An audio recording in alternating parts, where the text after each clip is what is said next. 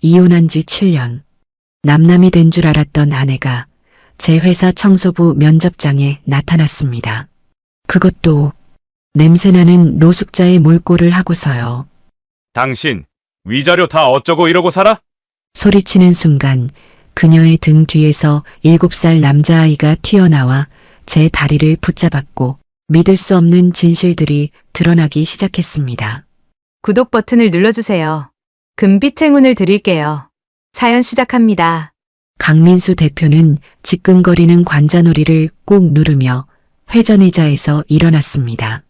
창밖으로 내려다 보이는 서울의 풍경은 발 아래에 있었지만 민수의 마음은 텅 빈 깡통처럼 공허하기만 했고 성공하면 할수록 가슴 한구석에 뚫린 구멍은 점점 더 커져만 가는 것 같았죠. 오전 내내 이어진 임원회의는 지루했고 역대 최고 매출을 달성했다는 임원들의 보고도 민수의 귀에는 그저 소음처럼 들려왔기에 민수는 잠시 바람이라도 쐬고 싶다는 생각에 사무실을 나섰습니다. 엘리베이터를 타고 로비로 내려가는 동안 민수는 거울에 비친 자신의 얼굴을 차갑게 노려보았습니다. 40대 초반의 나이에 굴지 식품회사의 대표라는 직함을 달았지만 여기까지 오기 위해 민수는 지난 7년간 스스로를 학대하듯 일만 하며 살았습니다. 보고 있나, 이수진? 당신이 버린 회사가 이렇게 컸어. 민수의 입가에 씁쓸한 비웃음이 걸렸습니다. 7년 전 회사가 부도 위기에 몰려 내일 당장 문을 닫네 만회할 때 수지는 기다렸다는 듯 외도 증거를 들이밀며 이혼을 요구하고 떠나버렸던 겁니다. 돈 없는 사장 마누라는 싫다 이거였지. 그래서 보란듯이 성공했는데 당신은 지금 어디서 뭘 하고 있을까? 민수는 고개를 세차게 흔들며 애써 잡념을 떨쳐냈습니다. 위자료도 넉넉히 챙겨줬으니 돈 많은 남자 만나서 떵떵거리고 살고 있을 거라는 생각이 들 때마다 속이 뒤집히는 것 같았기 때문이죠. 1층 로비에 도착하자마자 평소와 다르게 시끌벅적한 소음이 민수의 귀를 때렸고 웅성거리는 사람들 사이로 누군가의 날카로운 고함이 들려왔습니다. 거지 같은 게 들어와서 재수가 없으려니까. 경비 어디 갔어? 민수는 미간을 찌푸리며 소리가 나는 쪽으로 고개를 돌렸습니다. 오늘은 본사 청소 용역 미화원을 긴급 채용하는 날이라 로비 한쪽에 임시 면접장이 마련되어 있었는데 그곳이 난장판이 되어 있었던 겁니다. 사람들이 둥그렇게 모여있는 한가운데에는 인사팀장인 박 부장이 씩씩거리는 얼굴로 서 있었고 그 앞에는 낡아 빠진 패딩 점퍼를 입은 여자가 바닥에 주저앉아 고개를 숙이고 있었습니다. 민수는 걸음을 멈추고 상황을 지켜보았습니다. 박 부장의 옆에는 말끔하게 차려입은 한 면접자가 억울하다는 표정으로 자신의 빈 주머니를 뒤집어 보이고 있었는데 이야기를 들어보니 대기실에 뒀던 지급이 감쪽같이 사라졌다는 것이었죠. 문제는 박 부장이 사실관계를 확인하기도 전에 가장 행색이 초라한 그 여자를 범인으로 지목했다는 점이었습니다. 아니, 내 말이 틀려? 여기 있는 사람들 중에 지갑 훔칠 만한 사람이 너 말고 또 누가 있어? 박 부장은 여자의 어깨를 구둣발로 툭툭 치며 모욕을 주었습니다. 여자는 고개를 세차게 저으며 아니라고, 정말 아니라고 울먹였지만 박 부장의 귀에는 그저 변명으로만 들리는 듯했죠. 이 여자가 끝까지 오리발이네. 야, 당장 몸 뒤져. 그 더러운 패딩 안에 숨겼지? 냄새나니까 빨리 꺼내. 박 부장이 여자의 옷깃을 거칠게 잡아당기자 여자는 비명을 지르며 바닥에 납작 엎드렸습니다. 그때였습니다. 여자의 등 뒤에 숨어있던 작은 그림자가 튀어나왔는데 7살쯤 되어 보이는 꾀재재한 사내아이였고 아이는 겁에 질린 표정으로 박 부장의 다리에 매달렸습니다. 우리 엄마 도둑 아니에요. 하지 마세요. 우리 엄마 괴롭히지 마세요. 아이는 고사리 같은 손으로 박 부장의 바짓단을 잡고 늘어졌지만 성인 남자의 힘을 당해낼 수는 없었죠. 박 부장은 귀찮다는 듯 인상을 구기며 다리를 휘저었고 아이는 힘없이 밀려나 바닥으로 나뒹굴었습니다. 이건 또 뭐야? 애새끼까지 데리고 와서 구걸을 해? 여기가 무슨 무료 급식소인 줄 알아? 아이가 바닥에 넘어지며 쿵소리가 나자 여자는 소스라치게 놀라며 아이를 향해 기어갔습니다. 준아, 괜찮아? 어디 다친 데 없어? 여자는 아이를 품에 꼭 끌어안고 바들바들 떨었고 아이는 엄마의 품에서 앙상한 어깨를 들썩이며 서럽게 울음을 터뜨렸습니다. 그 모습은 누가 봐도 애처로웠지만 주변에 있던 직원들과 다른 면접자들은 코를 막으며 수군거릴 뿐 아무도 그들을 도와주려 하지 않았습니다. 오히려 박 부장의 기세에 눌려 저런 사람들은 빨리 내쫓아야 한다는 눈빛을 보내고 있었죠. 박 부장은 주변의 시선을 의식했는지 더욱 목소리를 높였습니다. 경비 뭐해? 당장 소금 가져와. 어디서 냄새나는 것들이 기어들어와서 회사 물을 흐려. 재수없게. 그 순간 민수의 머릿속에서 퓨즈가 끊어지는 듯한 소리가 들렸습니다. 아무리 지위가 낮고 행색이 초라하다고 해도 사람을 짐승 취급하는 꼴을 더 이상 두고 볼 수가 없었던 겁니다. 민수는 성큼성큼 인파를 헤치고 들어갔습니다. 그리고 쩌렁쩌렁한 목소리로 소리쳤죠. 내 회사에서 지금 뭐 하는 짓입니까? 민수의 목소리가 로비에 울려 퍼지자 웅성거리던 소음이 순식간에 잦아들었고 사람들의 시선이 일제히 민수에게 쏠렸습니다. 박 부장은 짜증 섞인 표정으로 고개를 돌리다 민수와 눈이 마주치자 사색이 되어 입을 딱 벌렸습니다. 사장님? 박 부장은 반사적으로 허리를 90도로 숙이며 벌벌 떨기 시작했고 방금 전까지의 기세등등하던 모습은 온데간데 없이 사라졌습니다. 설마 다 보고 계셨습니까? 저는 그저 회사 보안을 위해서. 보안? 힘없는 사람을 도둑으로 몰아세우고 아이를 밀치는 게 자네가 말하는 보안인가? 민수는 차가운 눈빛으로 박 부장을 노려보며 쏘아붙였습니다. 박 부장은 식은땀을 흘리며 변명을 늘어놓으려 했지만 민수는 손을 들어 제지하고 보안팀장에게 손짓했습니다. 당장 폐쇄회로 화면 확인해.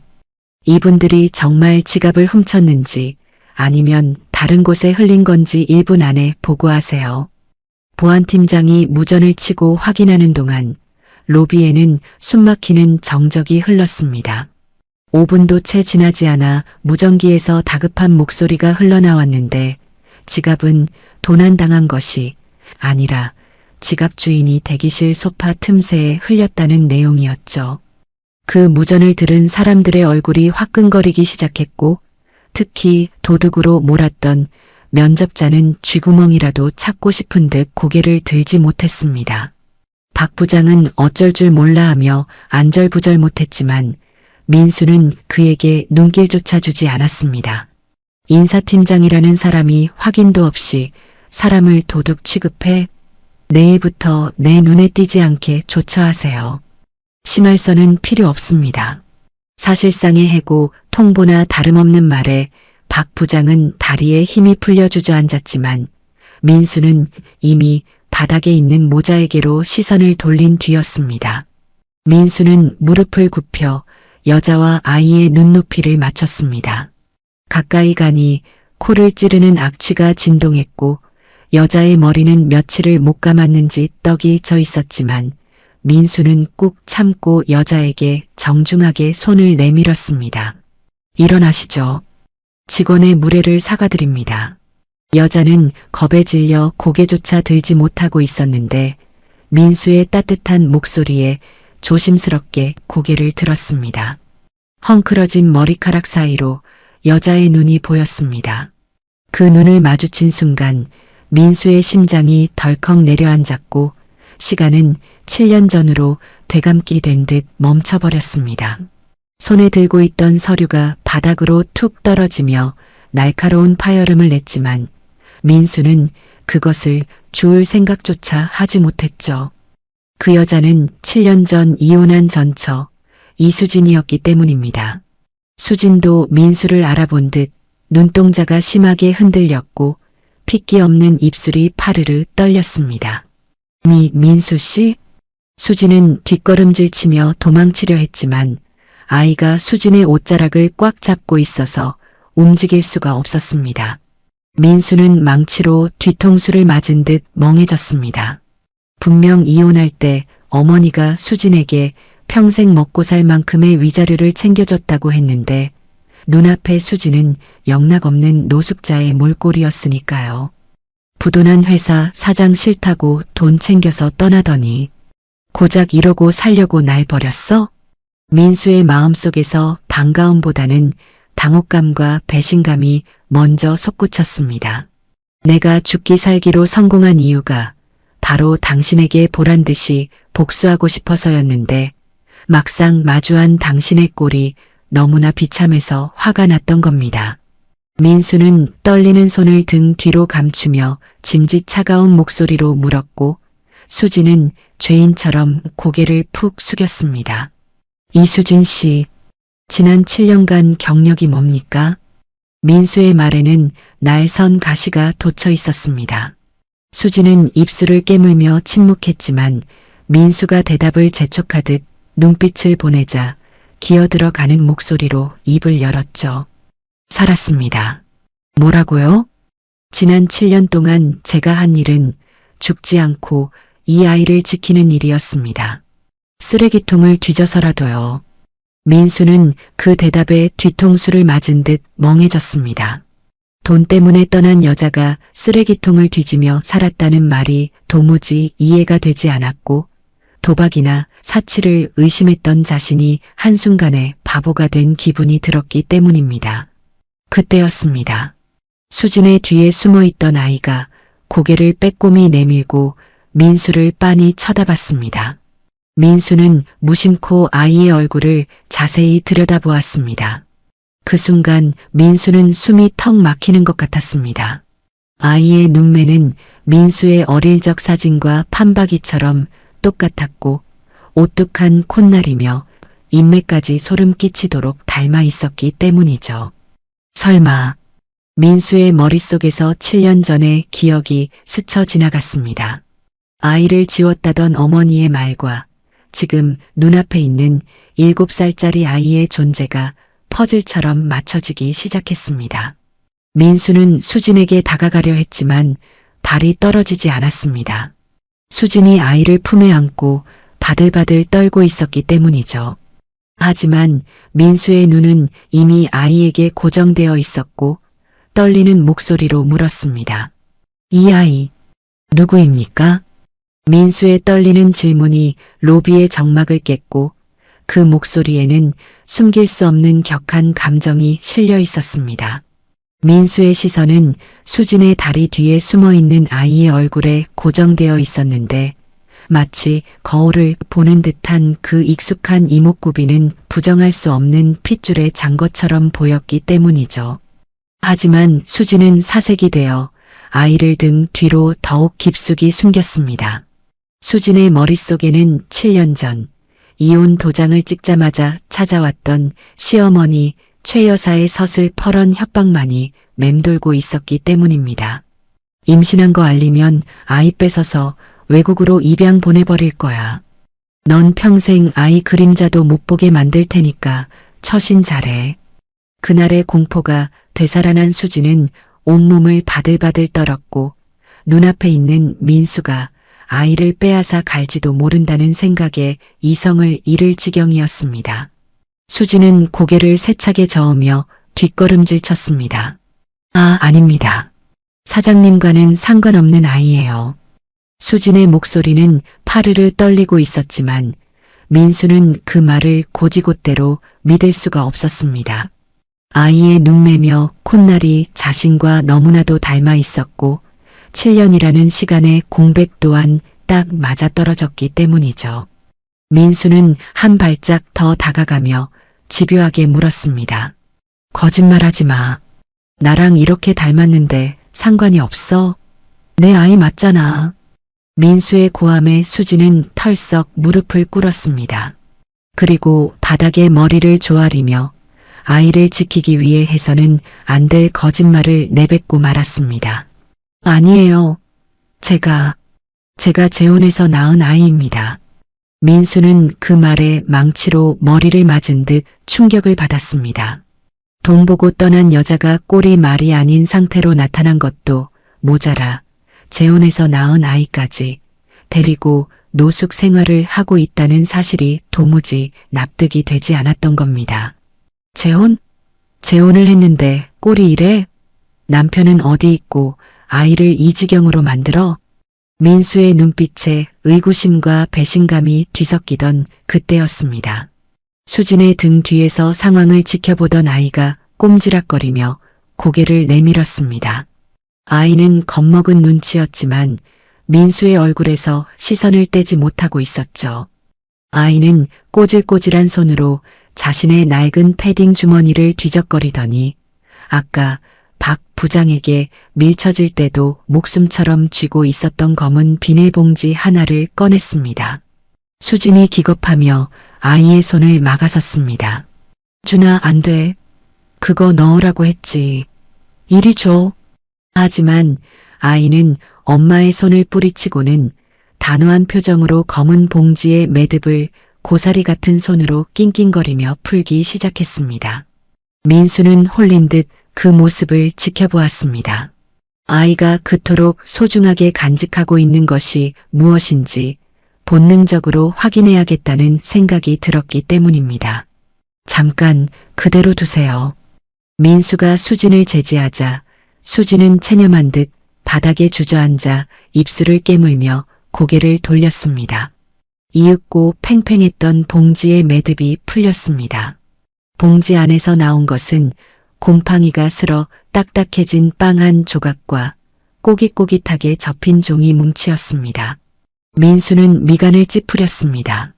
푸르스름한 곰팡이가 핀 빵 조각은 도저히 먹을 수 없는 상태였는데 아이는 그것을 보물이라도 되는 양 소중하게 어루만지고 있었기 때문이죠. 저런 걸 먹으려고 챙겨 다닌 건가? 가슴 한구석이 욱신거리는 찰나 아이가 빵 밑에 있던 종이 뭉치를 조심스럽게 펼쳤습니다. 그것은 잡지책에서 찢어낸 듯한 낡은 종이였는데 찢어진 부분을 투명 테이프로 덕지덕지 붙여 놓아 너덜너덜해진 상태였습니다. 아이는 그 종이를 민수의 얼굴과 번갈아 보더니 확신에 찬 눈빛으로 민수에게 종이를 내밀었습니다. 민수는 떨리는 손으로 아이가 건넨 종이를 받아들었습니다. 그 종이를 확인한 순간 민수는 뇌로 피가 쏠리는 듯한 현기증을 느끼며 비틀거렸습니다. 그것은 7년 전 민수가 경제 잡지와 인터뷰했을 때 실렸던 자신의 사진이었습니다. 사진 속의 민수는 자신감 넘치는 표정으로 활짝 웃고 있었지만 지금 그 사진을 보고 있는 민수의 표정은 흙빛으로 변해 있었죠. 사진은 얼마나 많이 만졌는지 손때가 묻어 새카맣게 변해 있었고 구석구석이 달아 있었습니다. 그리고 사진 뒷면에는 삐뚤빼뚤한 글씨로 이렇게 적혀 있었습니다. 세상에서 제일 멋진 우리 아빠. 민수의 입에서 짐승의 울음소리 같은 탄식이 터져 나왔습니다. 이게 왜?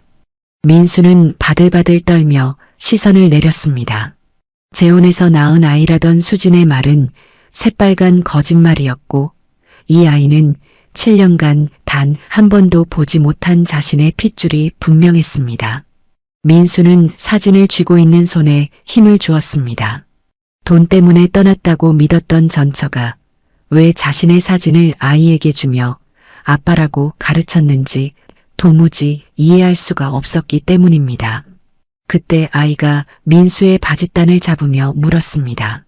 아저씨, 우리 아빠 맞죠? 엄마가 그랬어요. 우리 아빠는 세상에서 제일 멋진 사장님이라고. 아이의 맑은 눈망울에 눈물이 그렁그렁 맺혔습니다. 애들은 거짓말하면 안 된다고 했는데 엄마가 아저씨 모르는 사람이라고 하라고 했어요.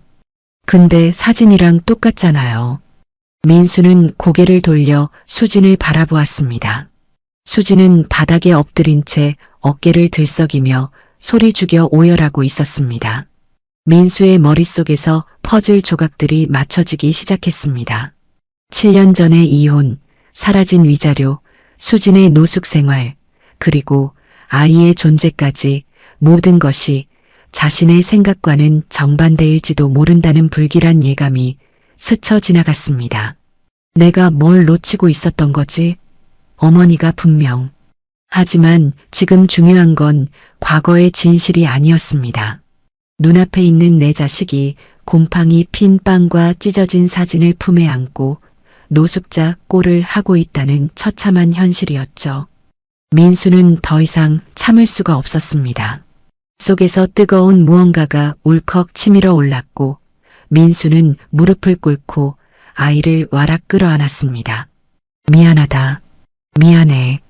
민수의 눈에서 참았던 눈물이 왈칵 쏟아졌습니다. 아이는 낯선 아저씨의 포옹에 잠시 당황한 듯 했지만 이내 고사리 같은 손으로 민수의 등을 토닥여 주었습니다. 아저씨, 왜 울어요? 배고파서 울어요? 내 빵 줄까요? 아이는 곰팡이 핀 빵을 민수의 입가에 내밀었습니다. 민수는 그 빵을 보고 가슴이 찢어지는 듯한 고통을 느꼈고 아이의 손을 잡고 흐느꼈습니다. 아니야. 배고파서 우는 게 아니야. 민수는 아이의 눈을 똑바로 쳐다보며 떨리는 목소리로 대답했습니다. 그래, 내가 너의 아빠다. 그 말을 들은 아이의 얼굴에 환한 미소가 번졌습니다.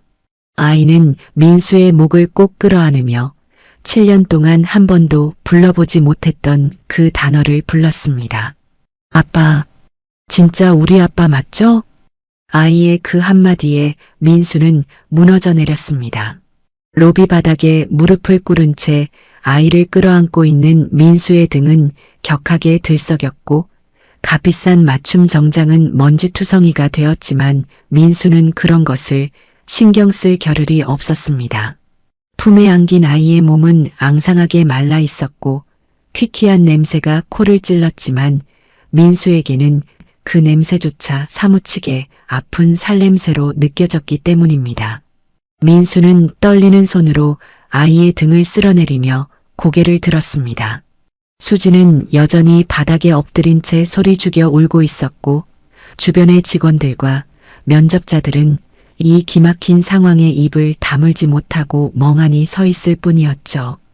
민수는 입술을 꽉 깨물었습니다.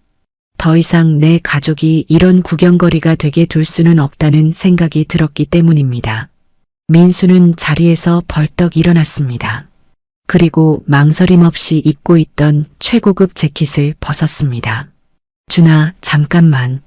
민수는 낡고 더러운 패딩을 입은 아이의 어깨 위에 자신의 따뜻한 재킷을 덮어주었습니다. 아이는 재킷이 너무 커서 마치 이불을 덮은 것처럼 보였지만 민수는 재킷의 단추를 꼼꼼하게 채워주며 아이의 찬바람 든 목을 감싸주었죠.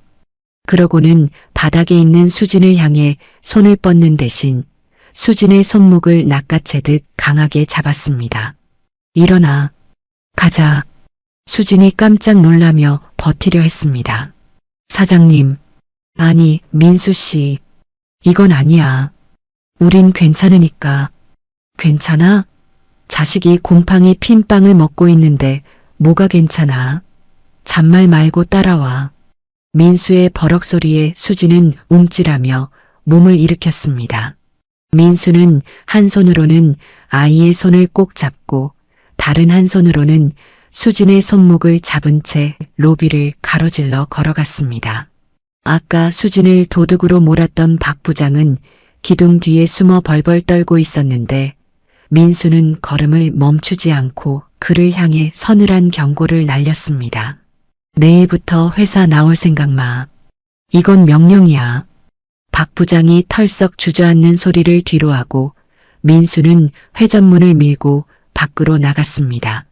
회사 정문 앞에는 민수의 전용 세단이 대기하고 있었고 운전기사는 사장이 노숙자 행색의 모자를 데리고 나오는 것을 보고 눈이 휘둥그레졌습니다. 대표님, 이분들은 문 열어. 당장 출발한다. 민수가 뒷좌석 문을 열고 수진과 아이를 태우려 하자 수진이 머뭇거렸습니다. 타면 안 돼. 우리 냄새나서 차버려. 그리고 나 짐 가져와야 해. 짐? 그게 어딘데? 저기 지하철역 뒤편에. 민수는 기가 차다는 듯 헛웃음을 지었지만 수진의 고집을 꺾을 수 없다는 것을 알고는 아이와 수진을 태우고 차에 올랐습니다. 지하철역 뒤로 가.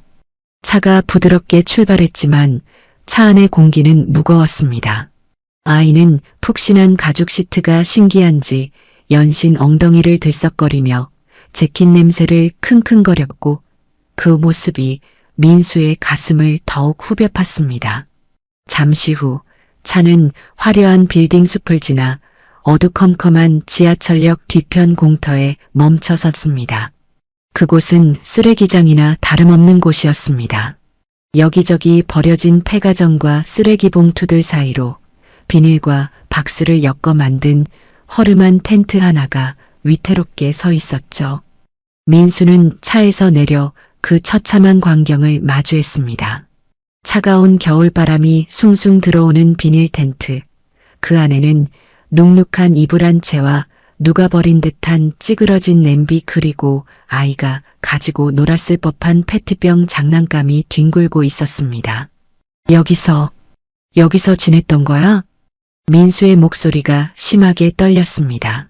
수지는 부끄러운 듯 고개를 숙이며 텐트 안으로 들어가 주섬주섬 짐을 챙기기 시작했습니다. 챙길 것이라고 해봐야 낡은 옷가지 몇 벌과 아이의 칫솔 같은 잡동사니 뿐이었지만 수진에게는 그것이 전 재산이었던 겁니다. 민수는 텐트 구석에 놓인 다 타버린 번개탄 흔적을 발견하고는 다리에 힘이 풀렸습니다. 얼마나 춥고 배고팠으면 저런 위험한 것들로 추위를 견뎠을까 상상조차 되지 않았기 때문입니다. 그때 아이가 민수의 바지를 잡아당기며 해맑게 말했습니다. 아빠, 우리 집 좋죠? 엄마가 밤마다 별도 보여줘요. 근데 쥐가 나올 때는 좀 무서워요. 민수는 더 이상 참지 못하고 오열을 터뜨렸습니다. 으악! 민수는 쓰레기 더미를 발로 차며 짐승처럼 울부짖었습니다. 자신은 따뜻한 펜트하우스에서 와인을 마시며 성공을 자축하고 있을 때 내 아내와 자식은 쥐가 나오는 쓰레기장에서 추위에 떨며 잠들었다는 사실이 뼈에 사무치게 미안하고 고통스러웠기 때문입니다. 민수는 짐을 챙겨 나오는 수진에게 달려가 짐보따리를 빼앗아 바닥에 내동댕이 쳤습니다. 이딴 거 필요 없어. 다 버려. 아까운 거야. 준이 내복이랑 새로 사. 다 최고로 사줄 테니까 제발 이 지긋지긋한 곳에서 나가자고. 민수는 수진의 어깨를 붙잡고 흔들었습니다. 수진의 앙상한 어깨뼈가 손끝에 느껴지자 민수는 수진을 와락 끌어안았습니다. 수진의 몸에서 나는 퀴퀴한 냄새조차 맡을 수 없을 만큼 코가 메어왔습니다. 어떻게 이렇게 살았어? 도대체 왜? 나한테 연락 한 번만 했으면 됐잖아. 자존심이 밥 먹여줘? 애를 왜 이 지경으로 만들어? 민수의 타박 섞인 절규에 수진도 참았던 눈물을 터뜨렸습니다. 수진은 민수의 가슴을 주먹으로 펑펑 치며 그동안의 서름을 토해냈습니다. 누군 안 하고 싶었는 줄 알아? 연락하면 어머님이 준이 뺏어간다고 했단 말이야. 뺏기면 외국으로 보내버린다고. 그럼 난 죽어. 준이 없으면 난 죽는다고. 수진의 입에서 나온 어머니라는 단어에 민수의 울음이 뚝 그쳤습니다. 민수는 수진을 품에서 떼어내고 충격으로 굳어진 얼굴로 물었습니다. 그게 무슨 소리야? 어머니가 준이를 빼서? 수진은 공포에 질린 눈으로 입을 틀어막았지만 이미 엎질러진 물이었습니다. 민수의 눈빛이 차갑게 가라앉으며 7년 동안 감춰졌던 끔찍한 진실의 문이 열리기 시작했습니다. 똑바로 말해. 어머니가 너한테 뭐라고 협박했는지 하나도 빼놓지 말고. 민수의 검은색 세단이 도심 한복판에 위치한 최고급 호텔 로비에 미끄러지듯 멈춰 섰습니다. 화려한 제복을 입은 도어맨이 깍듯하게 문을 열었지만 차 문이 열리자마자 풍겨 나온 것은 호텔의 은은한 향기와는 전혀 어울리지 않는 퀴퀴한 악취였습니다. 도어맨은 순간 미간을 찌푸리며 뒷걸음질 쳤지만 차에서 내린 사람이 이 호텔의 VVIP 고객인 강민수 대표라는 사실을 확인하고는 황급히 표정을 관리했습니다. 하지만 민수의 뒤를 이어내린 수진과 아이의 모습을 보고는 다시금 경악할 수밖에 없었죠. 누가 봐도 며칠은 씻지 못한 노숙자 행색의 여자와 아이가 최고급 정장을 입은 민수의 에스코트를 받으며 내리고 있었기 때문입니다. 로비를 오가던 투숙객들의 시선이 일제히 그들에게 꽂혔습니다. 뭐야? 저 사람들 노숙자 아니야? 냄새나는 것 같은데. 어떻게 호텔에 들어오지? 사람들의 수군거림이 비수처럼 날아와 수진의 가슴을 찔렀고 수진은 아이의 얼굴을 감싸 안으며 쥐구멍이라도 찾고 싶은 듯 고개를 푹 숙였습니다. 민수는 그 시선들이 수진을 난도질하는 것을 느꼈고 타오르는 듯한 분노가 치밀어 올랐습니다. 민수는 수진의 어깨를 감싸 안으며 주위를 향해 서늘한 눈빛을 쏘아붙였습니다. 뭘 봅니까? 사람 처음 봐요? 민수의 호통에 구경하던 사람들이 흠칫하며 시선을 돌렸고 민수는 지체 없이 프런트로 향해 가장 비싼 스위트룸 키를 받아들었습니다. 엘리베이터를 타고 펜트하우스 층으로 올라가는 동안 밀폐된 공간 안에는 무거운 침묵과 함께 묘한 긴장감이 감돌았습니다. 거울로 된 엘리베이터 벽면에 비친 세 사람의 모습은 기괴할 정도로 이질적이었습니다. 성공한 사업가의 모습을 한 민수와 길거리 생활에 찌든 수진과 아이. 민수는 거울 속의 수진을 차마 똑바로 쳐다보지 못하고 주먹만 꽉 쥐었습니다. 내가 성공에 취해 샴페인을 터뜨릴 때 당신은 저런 모습으로 거리를 떠돌았다는 거야? 죄책감이 목을 조여오는 것 같아 숨을 쉬기가 힘들었습니다.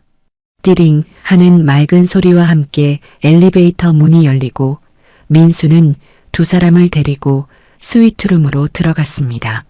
대리석 바닥이 반짝이고 통유리 너머로 서울의 야경이 한눈에 내려다 보이는 호화로운 방이었지만 수지는 신발을 벗는 것조차 주저했습니다. 자신의 더러운 양말이 깨끗한 바닥을 더럽힐까봐 겁이 났던 겁니다. 그냥 들어와. 괜찮으니까. 민수가 재촉하자 수지는 쭈뼛거리며 방 안으로 들어섰고 아이는 눈이 휘둥그레져서 푹신한 소파를 조심스럽게 만져보았습니다. 우와, 엄마 여기는 쥐 안 나오지? 바닥이 따뜻해.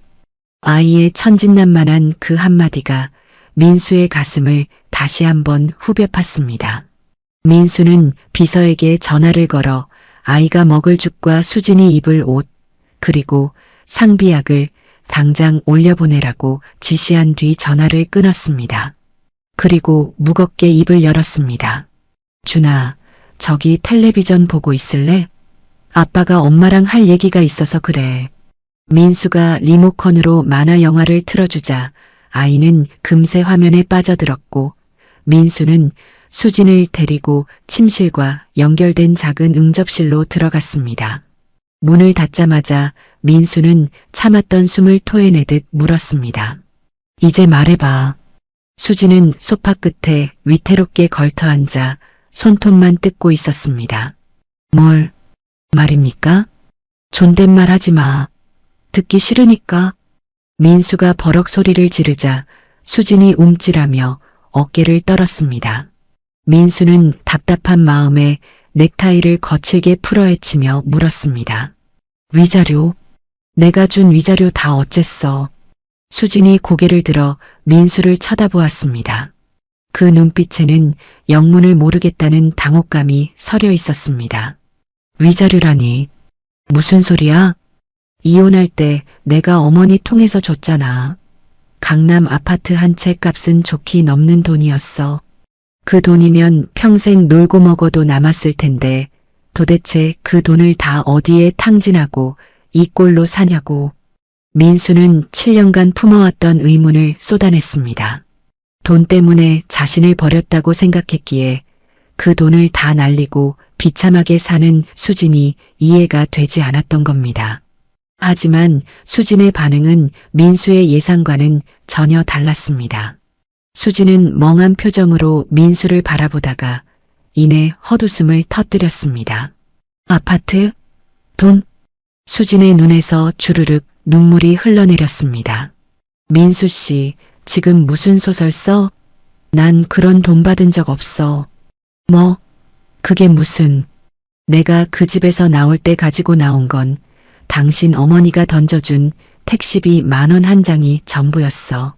입고 있던 옷까지 몇 벌이랑 뱃속에 있는 주니 그게 다였다고.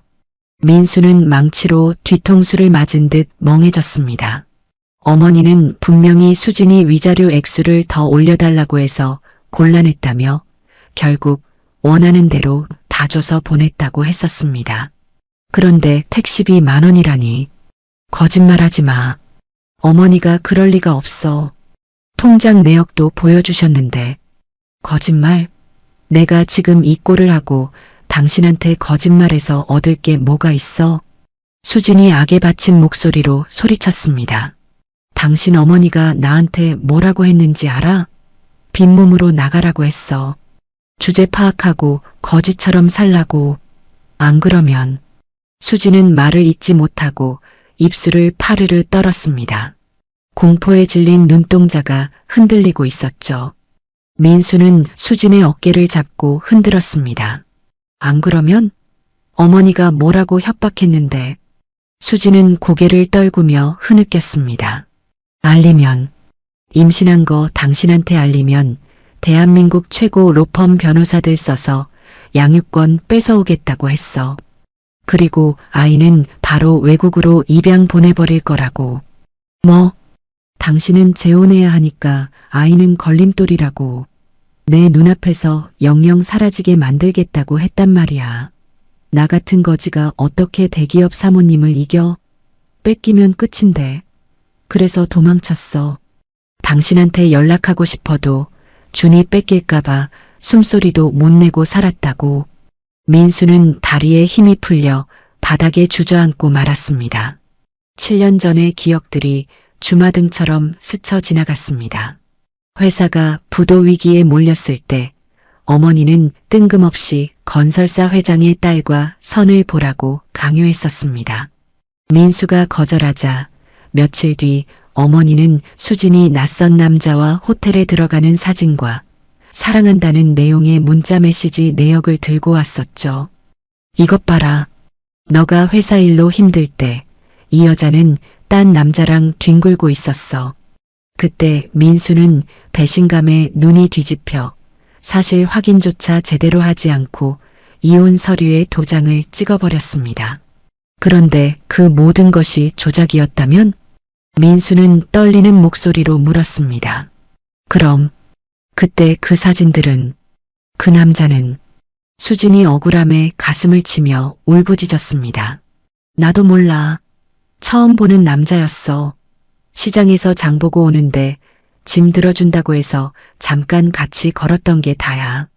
근데 그게 왜 불륜이야?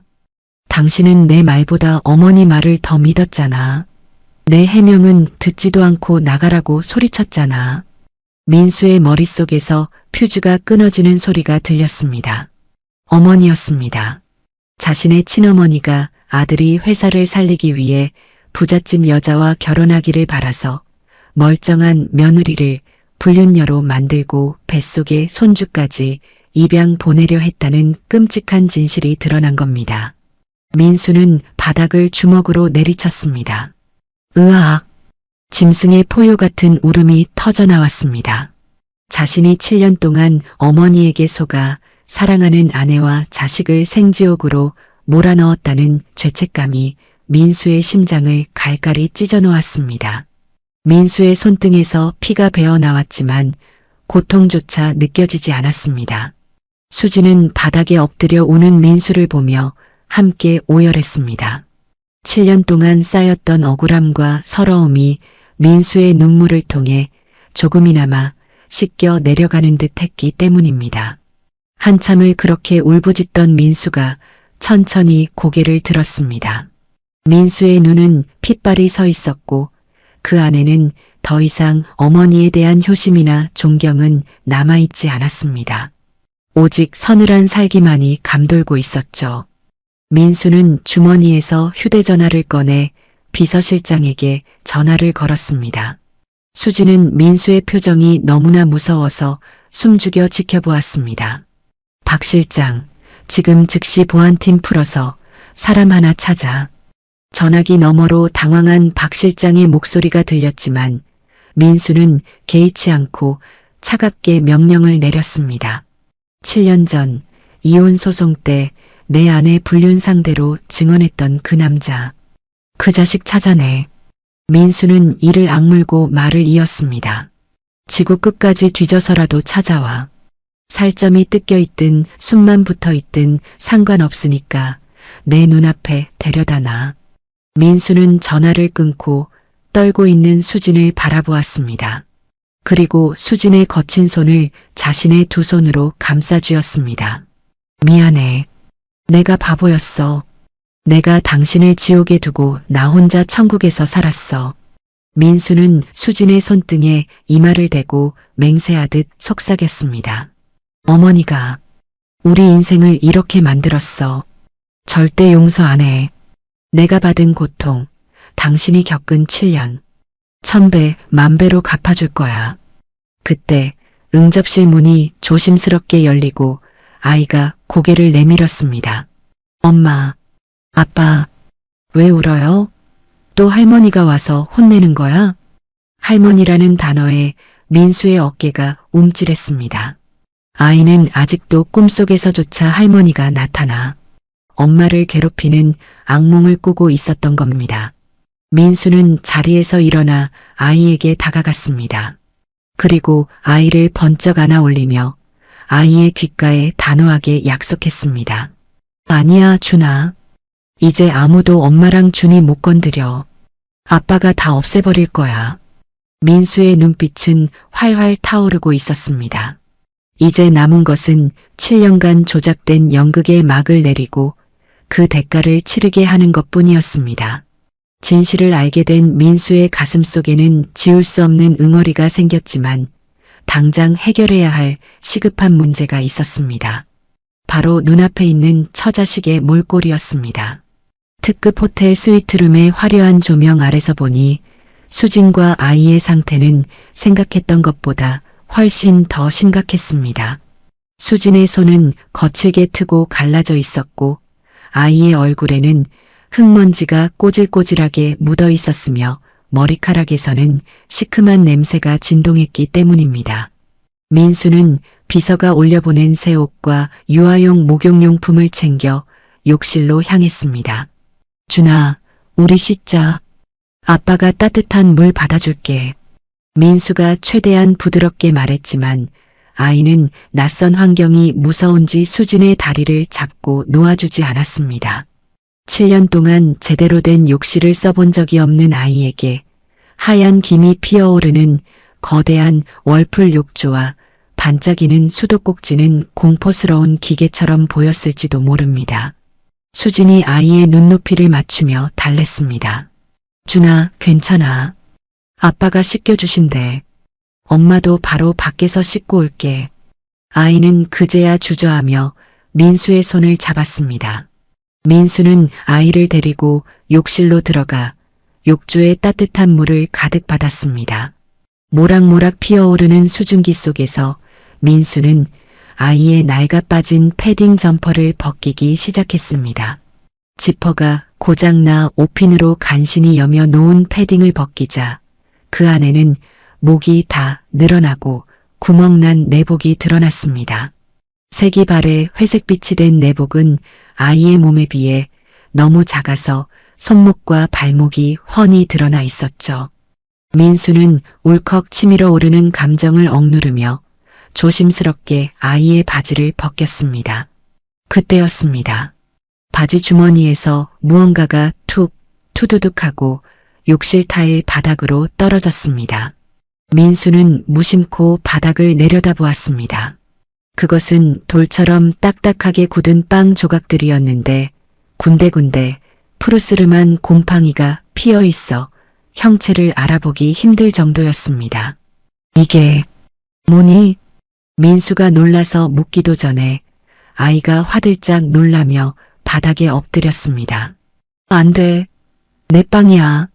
버리면 안 돼. 아이는 허겁지겁 빵 조각들을 줍기 시작했습니다. 더러운 욕실 바닥에 떨어진 곰팡이가 핀 빵을 보물이라도 되는 양소중하게 긁어 모으는 아이의 손놀림은 너무나도 다급해 보였습니다. 민수는 황급히 아이의 손을 잡았습니다. 준아, 그거 지지야. 더러운 거야. 먹으면 안 돼. 민수가 빵을 뺏으려 하자 아이는 빵을 가슴에 품고 엉엉 울음을 터뜨렸습니다. 안 돼. 흑흑. 내일 엄마 줄 거야. 엄마 배고프단 말이야. 민수의 동작이 얼어붙었습니다. 뭐? 누구를 줘? 엄마가 어제도 밥 못 먹었어. 나만 주고 엄마는 안 먹었어. 그래서 내일 주려고 아껴둔 거야. 버리지 마세요. 제발요. 아이의 울음 섞인 말 한마디, 한마디가 민수의 심장에 비수가 되어 꽂혔습니다. 민수는 숨을 쉴 수가 없었습니다. 자신이 최고급 레스토랑에서 스테이크를 썰고 와인을 마시던 그 시간, 7살 배기 내 아들은 엄마를 먹이겠다고 쓰레기통에서 주운 곰팡이 핀 빵을 주머니에 숨기고 있었던 겁니다. 민수의 눈에서 뜨거운 눈물이 뚝뚝 떨어졌습니다. 민수는 아이를 와락 끌어안았습니다. 아, 미안하다. 아빠가 죽일 놈이야. 미안해, 준아. 민수는 아이의 젖은 빵 조각을 뺏지 못하고 아이와 함께 바닥에 주저앉아 통곡했습니다. 욕실 밖에서 그 소리를 들은 수진도 문에 기대어 주저앉아 소리 죽여 울고 있었죠. 한참을 그렇게 울던 민수는 떨리는 손으로 아이의 눈물을 닦아주었습니다.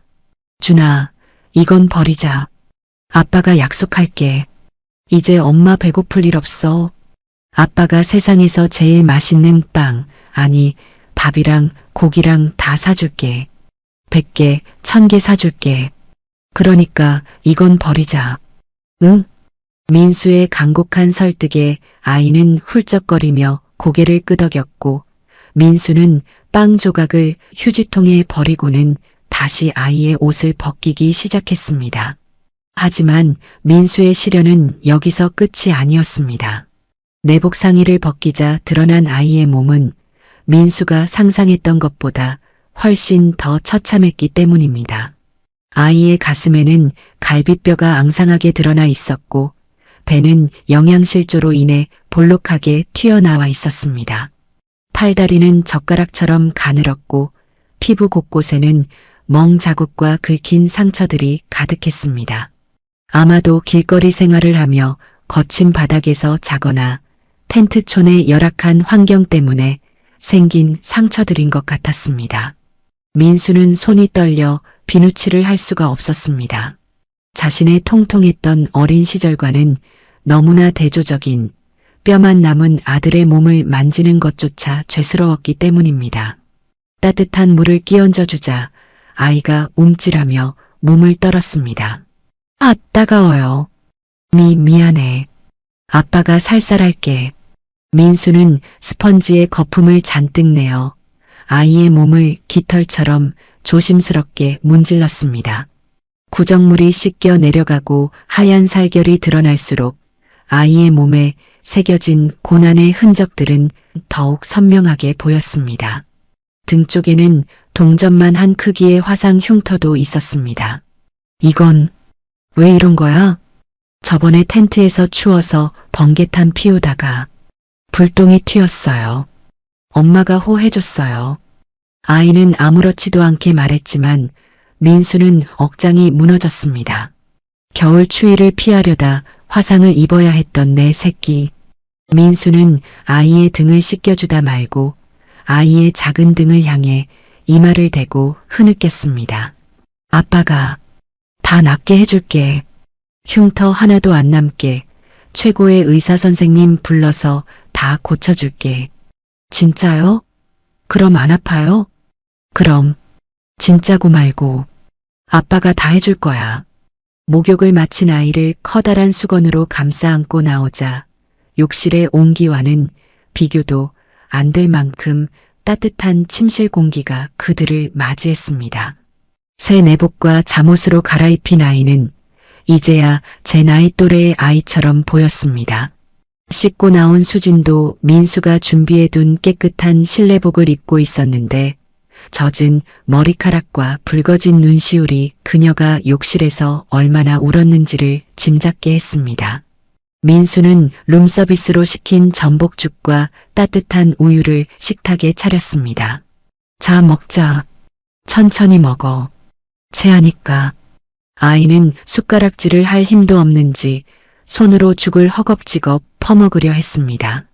수진이 말리려 했지만 민수는 고개를 저으며 자신이 직접 숟가락으로 죽을 떠서 아이의 입에 넣어 주었습니다. 아빠가 먹여줄게. 꼭꼭 씹어 먹어. 아기 새처럼 입을 벌리고 죽을 받아 먹는 아이를 보며 민수는 마음속으로 피의 맹세를 했습니다. 어머니, 당신이 무슨 짓을 했는지 똑똑히 보세요. 내 아들이 곰팡이 핀빵을 주머니에 넣고 다녔습니다. 내 아내와 자식을 짐승처럼 살게 만들었습니다. 민수의 눈빛이 서늘하게 빛났습니다. 당신이 가장 사랑하는 돈, 명예, 그리고 아들인 저까지 모든 것을 잃게 만들어 드리겠습니다. 그게 당신이 저지른 죄의 대가입니다. 식사를 마친 아이는 배가 부르고 몸이 따뜻해지자 꾸벅꾸벅 졸기 시작했습니다. 민수는 아이를 안아 침대에 눕혔습니다. 폭신한 오리털 이불을 덮어주자 아이는 금세 새근거리는 숨소리를 내며 깊은 잠에 빠져들었습니다. 수지는 침대 옆에 앉아 아이의 머리카락을 쓰다듬으며 믿기지 않는다는 듯 민수를 바라보았습니다. 민수 씨, 이거 꿈 아니지?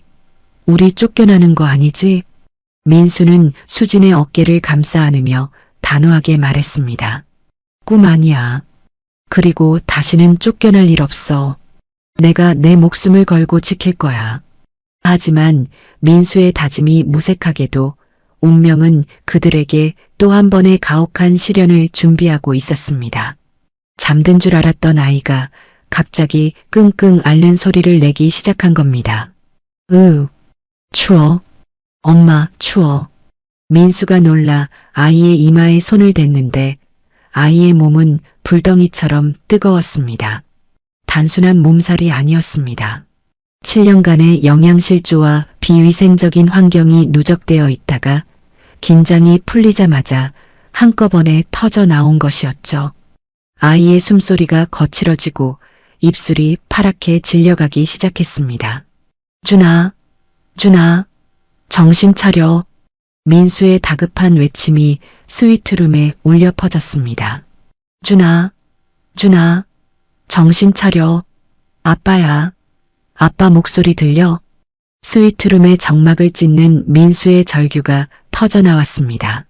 방금 전까지 아빠가 사주는 밥을 먹고 새 잠옷을 입으며 웃어 보이던 아이가 거짓말처럼 의식을 잃고 축 늘어진 채 민수의 품 안으로 쓰러졌기 때문입니다.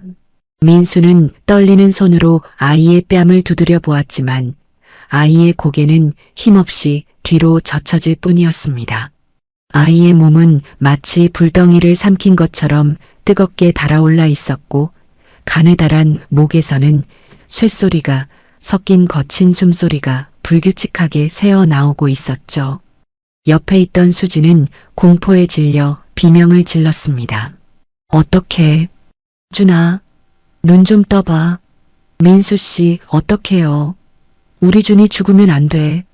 수지는 반쯤 실성한 사람처럼 아이의 손을 잡고 흔들며 오열했습니다.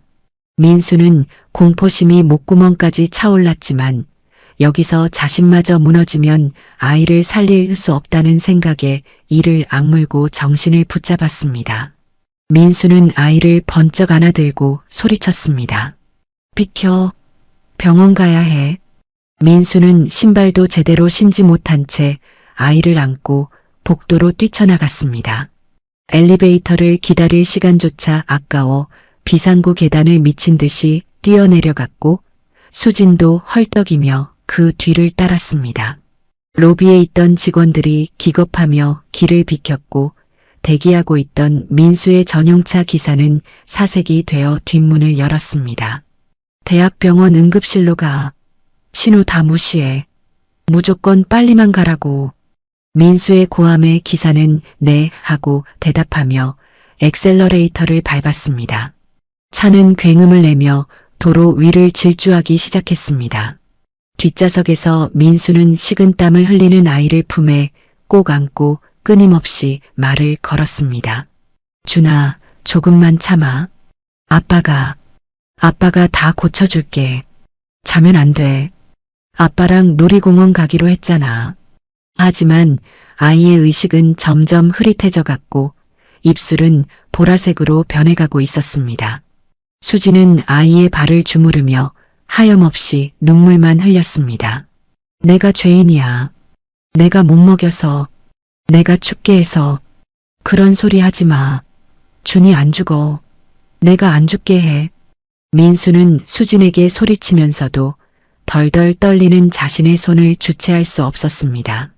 차가 급정거하며 병원 응급실 앞에 멈춰 섰습니다. 민수는 차 문을 발로 차고 나가며 목이 터져라 외쳤습니다. 의사 불러. 내 아들이 죽어가요. 빨리요. 응급실 입구에 있던 간호사들과 보안 요원들이 달려와 이동 침대를 밀었고 민수는 아이를 침대 위에 눕히며 의료진의 팔을 붙잡았습니다. 강민수입니다. S오푸드 대표 강민수예요. 병원장님, 지금 당장 내려오라고 하세요. 내 아들 못 살리면 이 병원 가만 안 둡니다. 민수의 눈은 핏발이 서 있었고 그 기세가 너무나 살벌하여 의료진들은 군말 없이 아이를 처치실로 옮겼습니다. 응급실의 차가운 조명 아래서 의료진들이 바쁘게 움직였습니다. 아이의 옷을 가위로 자르고 가슴에 정극을 붙이고 산소 마스크를 씌우는 모습이 유리창 너머로 보였습니다. 민수와 수지는 처치실 밖 유리창에 매달려 피가 마르는 심정으로 그 모습을 지켜보았습니다. 1분이 1시간처럼 느껴지는 고통스러운 시간이 흘렀습니다. 잠시 후 땀에 젖은 의사 한 명이 심각한 표정으로 걸어 나왔습니다. 민수와 수지는 동시에 의사에게 달려들었습니다. 선생님, 제 아들 괜찮습니까? 의사는 한숨을 내쉬며 고개를 저었습니다. 상태가 매우 위중합니다. 급성 폐렴의 폐혈증 초기 증상이 보입니다. 게다가 오랫동안 영양 섭취를 못해서 심각한 빈혈 상태라 쇼크가 온 것 같습니다. 그럼 어떻게 해야 합니까? 돈은 얼마든지 낼 테니까 제발 살려만 주세요. 문제는 돈이 아닙니다. 지금 당장 수혈을 해야 하는데 환자 혈액형이 RH-5형입니다. 네. 민수와 수진의 표정이 동시에 굳어졌습니다. 의사는 난감한 표정으로 말을 이었습니다. 아시다시피 희귀 혈액형이라 지금 병원에 보유 혈액이 부족합니다. 적십자사에 긴급 요청을 했지만 도착하려면 시간이 꽤 걸립니다. 그 전에 아이 심장이 버텨줄지. 수진이 그 자리에 주저앉으며 통곡했습니다.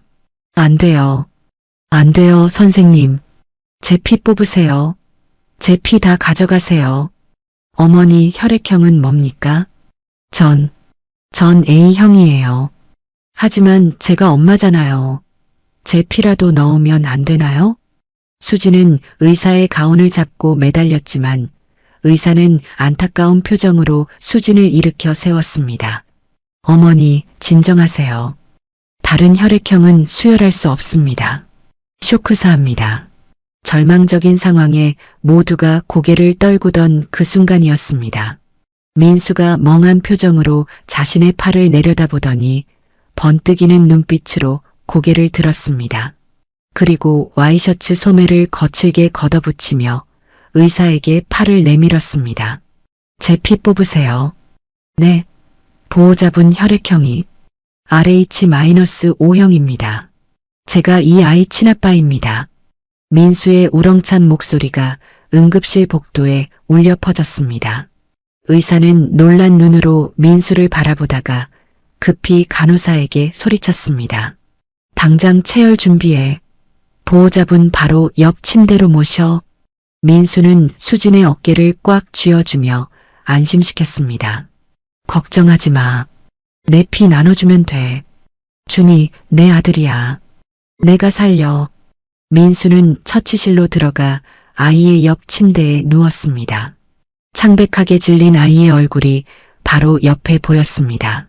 산소호흡기의 의지에 간신히 숨을 쉬고 있는 작디작은 몸을 보자 민수의 눈에서 또다시 눈물이 주르륵 흘러내렸습니다. 미안하다 준아. 아빠가 물려준 게 고작 이런 희귀한 피라니. 하지만 이거라도 줄 수 있어서 정말 다행이다. 굵은 주사바늘이 민수의 팔뚝을 뚫고 들어왔지만 민수는 따끔함조차 느끼지 못했습니다. 자신의 몸에서 빠져나간 붉은 피가 튜브를 타고 흘러가 아이의 몸속으로 들어가는 모습을 민수는 홀린 듯 바라보았습니다. 그것은 그 어떤 유전자 검사 결과지보다 확실하고 성스러운 핏줄의 증명이었습니다. 7년 동안 서로의 존재조차 모르고 살았지만 두 사람의 몸속에는 똑같은 피가 흐르고 있었던 겁니다. 시간이 얼마나 지났을까? 민수의 얼굴이 점점 창백해지고 현기증이 몰려왔지만 민수는 주먹을 꽉 쥐며 버텼습니다. 더 가져가. 다 가져가도 좋아. 제발 내 아들만 살려줘. 민수는 속으로 간절히 기도했습니다. 그때였습니다. 수혈을 받던 아이의 창백했던 볼에 아주 희미하게 붉은 혈색이 돌기 시작했습니다. 규칙적이지 않던 심박동 모니터의 기계음도 삐, 삐, 삐하며 안정을 되찾아가고 있었습니다. 의사가 아이의 눈꺼풀을 들어 확인하더니 안도의 한숨을 내쉬며 마스크를 내렸습니다. 됐습니다. 고비 넘겼습니다. 아버님 덕분에 살았습니다. 그 말을 듣는 순간 민수의 온몸에서 힘이 쭉 빠져나갔습니다. 긴장이 풀린 민수는 침대에 누운 채로 엉엉 소리내어 울기 시작했습니다. 그것은 슬픔의 눈물이 아니라 자식을 지켜냈다는 안도감과 벅차오르는 감격의 눈물이었습니다. 밖에서 지켜보던 수진도 유리창에 이마를 대고 주저앉아 감사의 기도를 올렸습니다. 민수는 고개를 돌려 이제는 평온하게 잠든 아이의 손을 조심스럽게 잡았습니다. 자신의 피가 아이의 온몸을 돌며 아이를 살리고 있다는 사실이 민수에게는 세상 그 무엇과도 바꿀 수 없는 기쁨이었습니다. 고맙다. 살아줘서 고맙다 아들아. 민수는 아이의 손등에 입을 맞추며 다시는 이 손을 놓지 않겠다고 맹세했습니다. 그리고 마음속 깊은 곳에서 이 모든 비극을 만든 사람들에 대한 서늘한 분노가 다시금 고개를 들었습니다. 이제 내 아들은 살렸다. 그러니 지금부터는 민수의 눈빛이 매섭게 변했습니다. 내 아내와 아들을 이렇게 만든 놈들을 심판할 차례다. 그때 민수의 주머니에 있던 휴대전화가 요란하게 진동했습니다. 민수는 링거줄이 꽂힌 팔을 힘겹게 들어 전화를 받았습니다. 비서실장 박 실장의 목소리였습니다. 대표님 찾았습니다. 민수의 눈썹이 꿈틀거렸습니다. 확실해? 네, 확실합니다. 지금 도박장에서 나오는 걸 저희 아이들이 잡아서 확보했습니다. 7년 전 그놈 맞습니다. 민수는 입가에 비릿한 미소를 머금었습니다. 드디어 7년 전 어머니 최 여사의 사주를 받고 거짓 증언을 했던 가짜 내연남을 찾아낸 겁니다. 병원으로 데려와. 지하 주차장으로. 민수는 전화를 끊고 잠든 아이의 이마를 한 번 더 쓰다듬은 뒤 자리에서 일어났습니다. 약간의 어지러움이 느껴졌지만 지금 민수의 발걸음을 멈출 수 있는 것은 아무것도 없었습니다. 이제 7년간 감춰졌던 추악한 진실을 끝장낼 시간이었습니다. 민수는 링거 바늘을 뽑은 자리에 붙인 반창고를 꾹 누르며 비틀거리듯 응급실을 나섰습니다. 방금 400ml가 넘는 피를 뽑아낸 탓에 세상이 빙글빙글 도는 듯한 현기증이 몰려왔지만 민수는 입술을 깨물며 정신을 다잡았습니다. 지금 민수의 혈관을 타고 흐르는 것은 피가 아니라 7년 동안 속아왔다는 배신감과 가족을 지켜야 한다는 서늘한 도끼였기 때문입니다. 민수는 엘리베이터를 타고 지하 3층 주차장으로 내려갔습니다. 새벽의 지하 주차장은 마치 거대한 냉동고처럼 서늘한 냉기가 감돌고 있었고 드문드문 켜진 형광등 불빛만이 웅웅거리는 기계음과 함께 깜빡거리고 있었죠.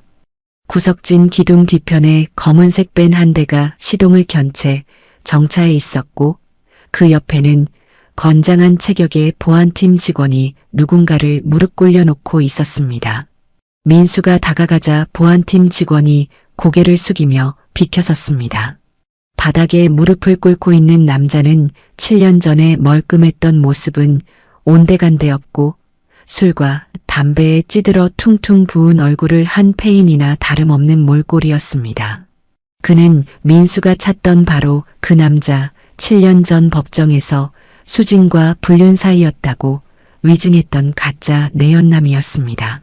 남자는 민수의 구두가 자신의 눈앞에 멈춰 서자 고개를 들어 민수를 올려다보았습니다. 민수의 얼굴을 확인한 남자의 동공이 지진이라도 난 듯 심하게 흔들렸습니다. 강민수 대표님? 민수는 대답 대신 남자의 멱살을 잡고 거칠게 일으켜 세웠습니다. 그리고 주저없이 남자의 정강이를 걷어찼습니다. 으악! 남자가 비명을 지르며 다시 바닥으로 고꾸라졌지만 민수는 멈추지 않고 남자의 머리채를 잡고 차가운 시멘트 바닥에 처박았습니다. 살려주세요. 대표님, 제가 잘못했습니다. 잘못? 너가 혀를 잘못 놀린 대가로 내 아내는 7년을 길바닥에서 살았어. 내 아들은 곰팡이 핀빵을 먹으며 컸다고. 그런데 잘못했다는 말 한마디로 끝날 것 같아? 민수의 목소리는 지옥에서 들려오는 것처럼 낮고 음산했습니다. 남자는 공포에 질려 오줌을 지릴 듯 바들바들 떨며 손을 비벼댔습니다. 시키신 대로 다 불겠습니다. 제가 한 게 아닙니다. 저는 그냥 시키는 대로 연기만 했을 뿐입니다. 최 여사님이, 어머님이 다 시키신 겁니다. 민수는 남자의 입에서 어머니라는 단어가 나오자마자 심장이 덜컥 내려앉는 고통을 느꼈습니다. 짐작은 했지만 막상 범인이 자신의 친어머니라는 사실을 확인 사살당하자 가슴이 난도질 당하는 것 같았기 때문입니다. 증거는 말로만 떠들지 말고 증거를 대. 있습니다. 녹음 파일이요. 혹시 몰라서 그때 최 여사님이랑 통화한 거 다 녹음해뒀습니다. 돈 더 안 주면 폭로하겠다고 협박하려고 가지고 있었습니다. 남자는 품속에서 낡은 녹음기를 꺼내 민수에게 바쳤습니다. 민수는 그 녹음기를 낚아채듯 받아들고는 보안팀 직원에게 눈짓을 했습니다. 이 새끼 끌고 와. 아주 재미있는 구경을 시켜줘야겠으니까. 보안팀 직원들이 남자를 짐짝처럼 끌고 민수의 뒤를 따랐습니다. 민수는 엘리베이터를 타고 다시 병원 로비로 향했습니다. 때마침 병원 정문이 요란하게 열리며 머리부터 발끝까지 명품으로 치장한 중년 여성이 또각거리는 구두 소리를 내며 들어오고 있었죠. 바로 민수의 어머니 최 여사였습니다. 최 여사는 병원 직원에게 고래고래 소리를 지르고 있었습니다. 내 아들이 어디 있어? 우리 민수가 피를 뽑았다니 그게 무슨 소리야? 어떤 년이 내 아들 피를 빨아먹은 거야?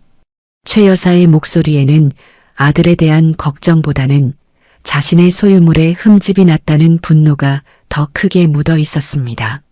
최 여사는 응급실 쪽으로 가려다 복도 한가운데에 서 있는 민수를 발견하고는 반색하며 달려왔습니다.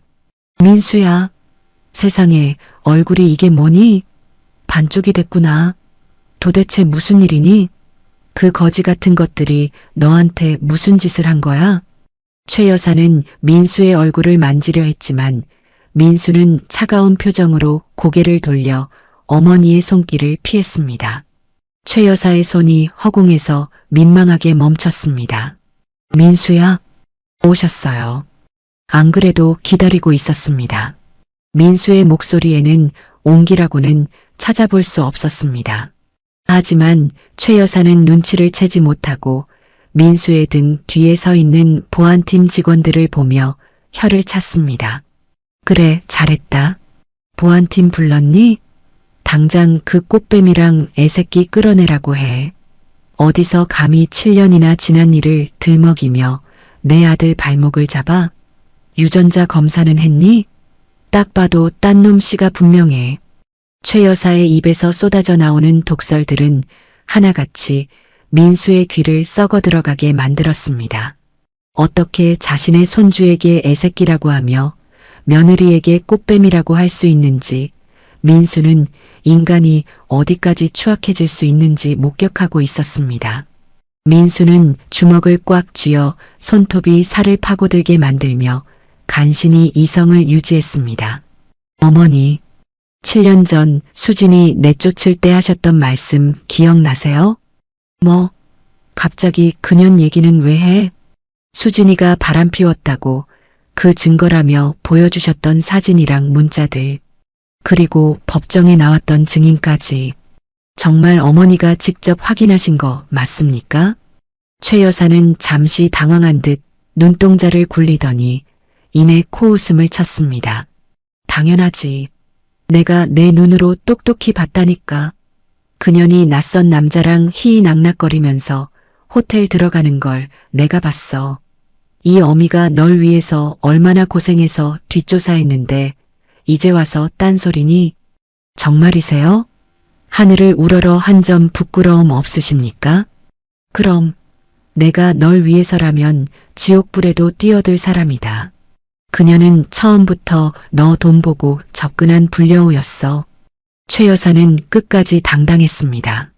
거짓말도 100번 하면 진실이 된다고 믿는 사람처럼 최 여사의 표정에는 일말의 죄책감도 없었죠. 민수는 씁쓸한 미소를 지으며 고개를 끄덕였습니다. 그렇군요. 어머니는 저를 위해서라면 무슨 짓이든 하시는 분이죠. 설령 그게 아들의 인생을 망치는 짓이라도 말입니다. 뭐라고? 너 지금 말이 좀 심하구나? 그래서 제가 어머니를 위해 특별한 손님을 모셨습니다. 7년 전 어머니가 직접 목격하셨다는 그 불륜남입니다. 민수가 손짓하자 보안팀 직원들이 뒤에 숨겨두었던 남자를 앞으로 끌어냈습니다. 남자는 고개를 푹 숙인 채 바들바들 떨고 있었죠. 최 여사는 남자의 얼굴을 확인하자마자 마치 귀신이라도 본 것처럼 얼굴이 하얗게 질려 뒷걸음질 쳤습니다. 너는 남자가 최 여사의 발 앞에 넙죽 엎드렸습니다. 사모님, 죄송합니다. 대표님이 다 알고 계십니다. 살려주십시오. 이게 무슨... 민수야, 이건 오해다. 난 모르는 사람이야. 저 미친놈이 누구길래 나한테 아는 척이야? 최 여사는 펄쩍 뛰며 부정했지만 떨리는 목소리와 식은땀은 숨길 수가 없었습니다. 민수는 주머니에서 녹음기를 꺼내 재생 버튼을 눌렀습니다. 지지직거리는 잡음 사이로 7년 전 최 여사의 날카로운 목소리가 로비에 쩌렁쩌렁 울려 퍼졌습니다. 야, 연기 좀 똑바로 해. 민수가 눈치 못 채게 하란 말이야. 사진 찍을 때 좀 더 다정하게 붙어. 그래야 법원에서 이길 거 아니야. 사모님, 이번 일 끝나면 잔금 5천만 원 주시는 거 맞죠? 아따, 걱정 마라. 내 아들만 저 거지 같은 년한테서 떼어내면 더 줄 수도 있으니까. 녹음기에서 흘러나오는 자신의 목소리를 들은 최 여사는 다리가 풀려 그 자리에 주저앉고 말았습니다. 주변에 있던 환자들과 보호자들, 간호사들까지 모두 경악한 표정으로 최 여사를 바라보았습니다. 자신의 아들을 이혼시키기 위해 며느리의 불륜을 조작한 비정한 어머니의 실체가 만천하에 드러난 순간이었습니다. 민수는 녹음기를 끄고 천천히 최 여사에게 다가갔습니다. 그리고 차갑게 내려다보며 말했습니다. 들리세요? 저게 어머니의 진짜 목소리입니다. 민수야. 그게 아니라 이건 다 널 위해서, 나를 위해서라고요? 아니요. 어머니는 저를 위하신 게 아닙니다.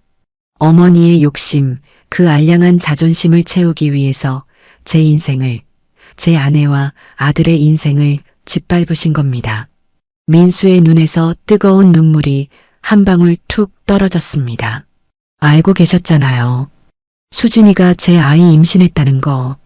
그런데 어떻게 7년 동안 저한테 한마디도 안 하실 수가 있습니까? 어떻게 제 핏줄을 외국으로 팔아넘기려고 하셨습니까? 민수의 고함 소리에 최 여사는 입만 벙긋거릴 뿐 아무 말도 하지 못했습니다.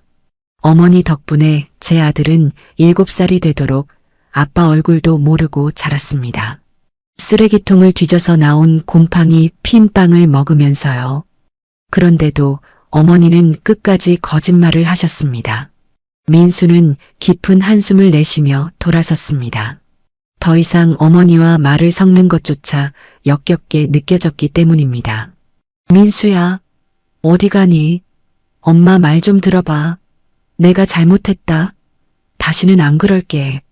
최 여사가 민수의 바짓단을 잡고 늘어졌습니다. 하지만 민수는 매정하게 그 손을 뿌리쳤습니다. 이제 와서 사과하지 마십시오. 늦었습니다. 너무 늦었어요. 민수는 경멸 어린 눈빛으로 최 여사를 내려다보며 7년간의 인연을 끊어내는 마지막 선고를 내렸습니다. 당신은 더 이상 제 어머니가 아닙니다. 저한테 어머니는 죽었습니다. 오늘부로 내 회사, 내 집, 내 가족 근처에 얼씬도 하지 마십시오. 만약 한 번이라도 더 눈에 띄면 그땐 아들이 아니라 SO푸드 대표로서 당신을 법정에 세울 겁니다. 민수야, 안 돼. 내가 널 어떻게 키웠는데. 최 여사의 절규가 병원 로비에 울려 퍼졌지만 민수는 뒤도 돌아보지 않았습니다. 보안팀 직원들이 최 여사와 가짜 내연남을 끌고 나갔고 로비에는 무거운 정적만이 감돌았습니다. 민수는 비틀거리는 걸음을 옮겨 엘리베이터 버튼을 눌렀습니다. 엘리베이터 문이 닫히고 혼자가 되자 민수는 벽에 기대어 흐르는 눈물을 닦아냈습니다. 가슴 한구석이 뻥 뚫린 듯 시리도록 아팠지만 동시에 7년을 짓눌러왔던 무거운 돌덩이가 사라진 듯한 해방감이 느껴졌습니다. 이제 모든 악연은 끊어졌습니다. 민수에게 남은 것은 병실에서 자신을 기다리고 있을 아내와 아들뿐이었습니다. 민수는 거울을 보며 옷매무새를 다듬었습니다. 이제부터는 울지 않을 생각이었습니다. 가족들 앞에서는 세상에서 가장 든든하고 강한 남편이자 아빠가 되어야 했으니까요. 엘리베이터가 병실층에 도착했습니다. 문이 열리고 복도 끝에서 수진이 걱정스러운 얼굴로 서성이고 있는 모습이 보였습니다. 민수는 환하게 웃으며 수진에게 걸어갔습니다. 지옥 같았던 과거는 끝났고 이제 그들에게는 행복한 미래만이 남아있을 것이라는 확신이 들었기 때문입니다. 최 여사와의 질긴 악연을 끊어내고 병실로 돌아온 민수의 발걸음은 7년 만에 처음으로 족쇄가 풀린 사람처럼 가벼우면서도 동시에 묵직한 책임감으로 가득 차 있었습니다. 병실 문을 조심스럽게 열자 창문으로 쏟아지는 오후의 따스한 햇살 아래서 수진이 아이의 이마에 젖은 수건을 올려주고 있는 평화로운 풍경이 민수의 눈에 들어왔습니다. 조금 전까지 지옥 같은 아수라장을 겪고 왔다는 사실이 믿기지 않을 만큼 병실 안은 고요하고 안온했습니다. 수지는 인기척을 느끼고 화들짝 놀라며 고개를 돌렸습니다. 민수의 헝클어진 머리카락과 땀에 젖은 셔츠를 본 수진의 눈동자가 걱정으로 흔들렸습니다. 민수 씨, 괜찮아요? 어머니랑 무슨 일 있었던 거 아니죠? 수지는 여전히 어머니라는 단어를 입에 올릴 때마다 본능적으로 어깨를 움츠렸습니다. 그 모습이 민수의 가슴을 욱신거리게 만들었지만 민수는 짐짓 아무렇지 않은 척 환하게 웃어 보였습니다. 민수는 수진에게 다가가 거칠어진 그녀의 손을 자신의 두 손으로 감싸쥐었습니다. 아무 일 없었어. 그리고 앞으로도 아무 일 없을 거야. 내가 다 해결했어. 정말이에요? 어머니가 다시는 우리 쫓아내지 않으신대요? 그럼 다시는 당신과 준이 앞에 나타나지 못하게 만들었어. 이제 당신을 괴롭히던 사람은 세상에 없어. 그러니까 안심해. 민수의 단호한 목소리에 수진의 눈에서 굵은 눈물방울이 툭 떨어졌습니다. 7년 동안 그녀를 짓눌러왔던 공포의 그림자가 걷히는 순간이었기 때문입니다. 그때 침대에서 끙하는 소리가 들리더니 준이가 부스스 눈을 떴습니다. 수혈을 받고 깊은 잠을 잔 덕분인지 아이의 창백했던 볼에는 옅은 홍조가 돌아와 있었습니다. 민수는 한달음에 침대맡으로 다가갔습니다. 준아, 일어났어? 몸은 좀 어때? 아픈 데는 없고? 아이는 눈을 깜빡이며 민수를 빤히 쳐다보더니 배시시 웃었습니다. 아빠, 아저씨가 진짜 우리 아빠 맞죠? 꿈 아니죠? 그럼 꿈 아니야. 아빠 여기 있어. 너 옆에 딱 붙어 있을 거야. 민수는 아이의 머리카락을 쓸어 넘기며 코끝이 찡해지는 것을 느꼈습니다. 그날부터 민수는 회사 일을 전면 중단하고 아이의 병실에 간이 침대를 들여놓고 상주하기 시작했습니다. 비서실장이 결제 서류를 산더미처럼 들고 병실로 찾아왔지만 민수는 아이의 밥을 먹이는 것이 그 어떤 계약서에 서명하는 것보다 중요했습니다. 민수는 7년 동안 해주지 못한 아빠 노릇을 단 며칠 만에 다 해주고 싶어 안달이 난 사람 같았습니다. 하루는 아이가 텔레비전에 나오는 로봇 장난감을 멍하니 보고 있던 적이 있었습니다. 준아, 저거 가지고 싶어? 아니요. 저거 비싼 거예요. 엄마가 저런 거 사달라고 하면 나쁜 어린이라고 했어요. 아이는 의젓하게 말했지만 시선은 텔레비전 화면에서 떨어지지 않았습니다. 민수는 그 길로 비서실장에게 전화를 걸어 시중에 나와 있는 로봇 장난감이란 장난감은 모조리 사오라고 지시했습니다. 2시간 뒤 병실 문이 열리고 커다란 상자를 든 직원들이 줄지어 들어왔습니다. 최신 유행하는 변신 로봇부터 아이가 탈 수 있는 전동 자동차, 블록 세트, 그림책 전집까지 병실은 순식간에 키즈 카페를 방불케 할 만큼 장난감으로 가득 찼습니다. 아이는 입을 다물지 못하고 눈만 깜빡거렸습니다. 쓰레기장 옆 텐트에서 페트병을 장난감 삼아 놀던 아이에게 눈앞에 펼쳐진 광경은 마치 동화 속 세상처럼 비현실적이었기 때문입니다. 아빠, 이거 다 내 거예요? 진짜 만져도 돼요? 그럼 다 너 거야. 마음껏 가지고 놀아. 부서지면 또 사줄게.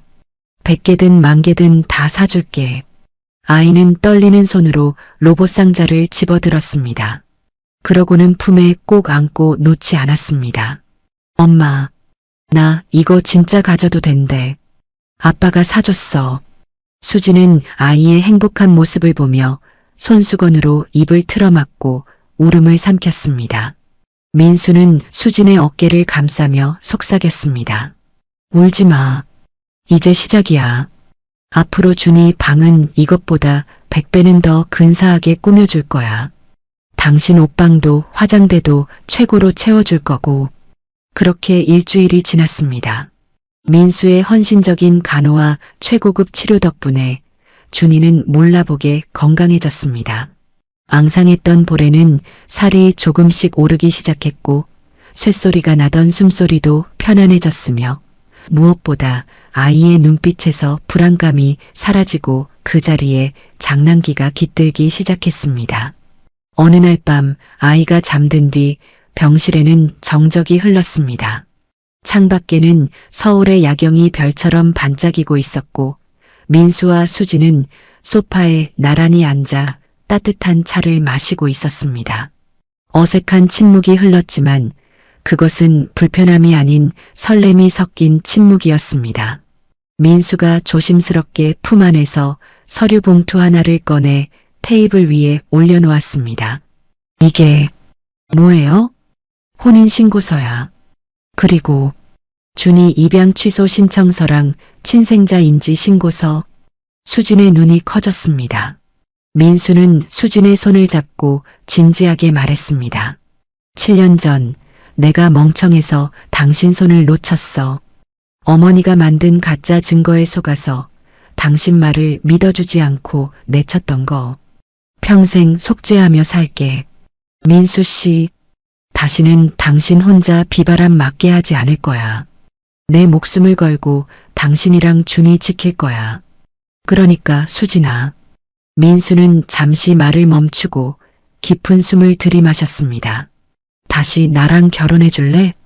7년 전 그때처럼, 아니 그때보다 더 많이 사랑하면서 살자. 수지는 하염없이 눈물을 흘리며 고개를 끄덕였습니다. 지난 7년간의 모진 풍파가, 길거리에서의 멸시와 배고픔이 민수의 따뜻한 고백 한마디에 눈 녹듯 사라지는 것 같았기 때문입니다. 수지는 떨리는 목소리로 대답했습니다. 나 사실 많이 무서웠어. 당신이 다시 나버릴까봐. 내가 너무 초라해서 당신 옆에 서면 안 될 것 같아서. 그런 말하지 마. 당신은 세상에서 제일 강하고 위대한 엄마였어. 나 같은 놈보다 100배는 훌륭한 사람이야. 민수는 수진을 와락 끌어안았습니다. 수진의 몸에서 나던 퀴퀴한 냄새는 이제 향긋한 비누 냄새로 바뀌어 있었고 거칠었던 피부도 조금씩 윤기를 되찾아가고 있었습니다.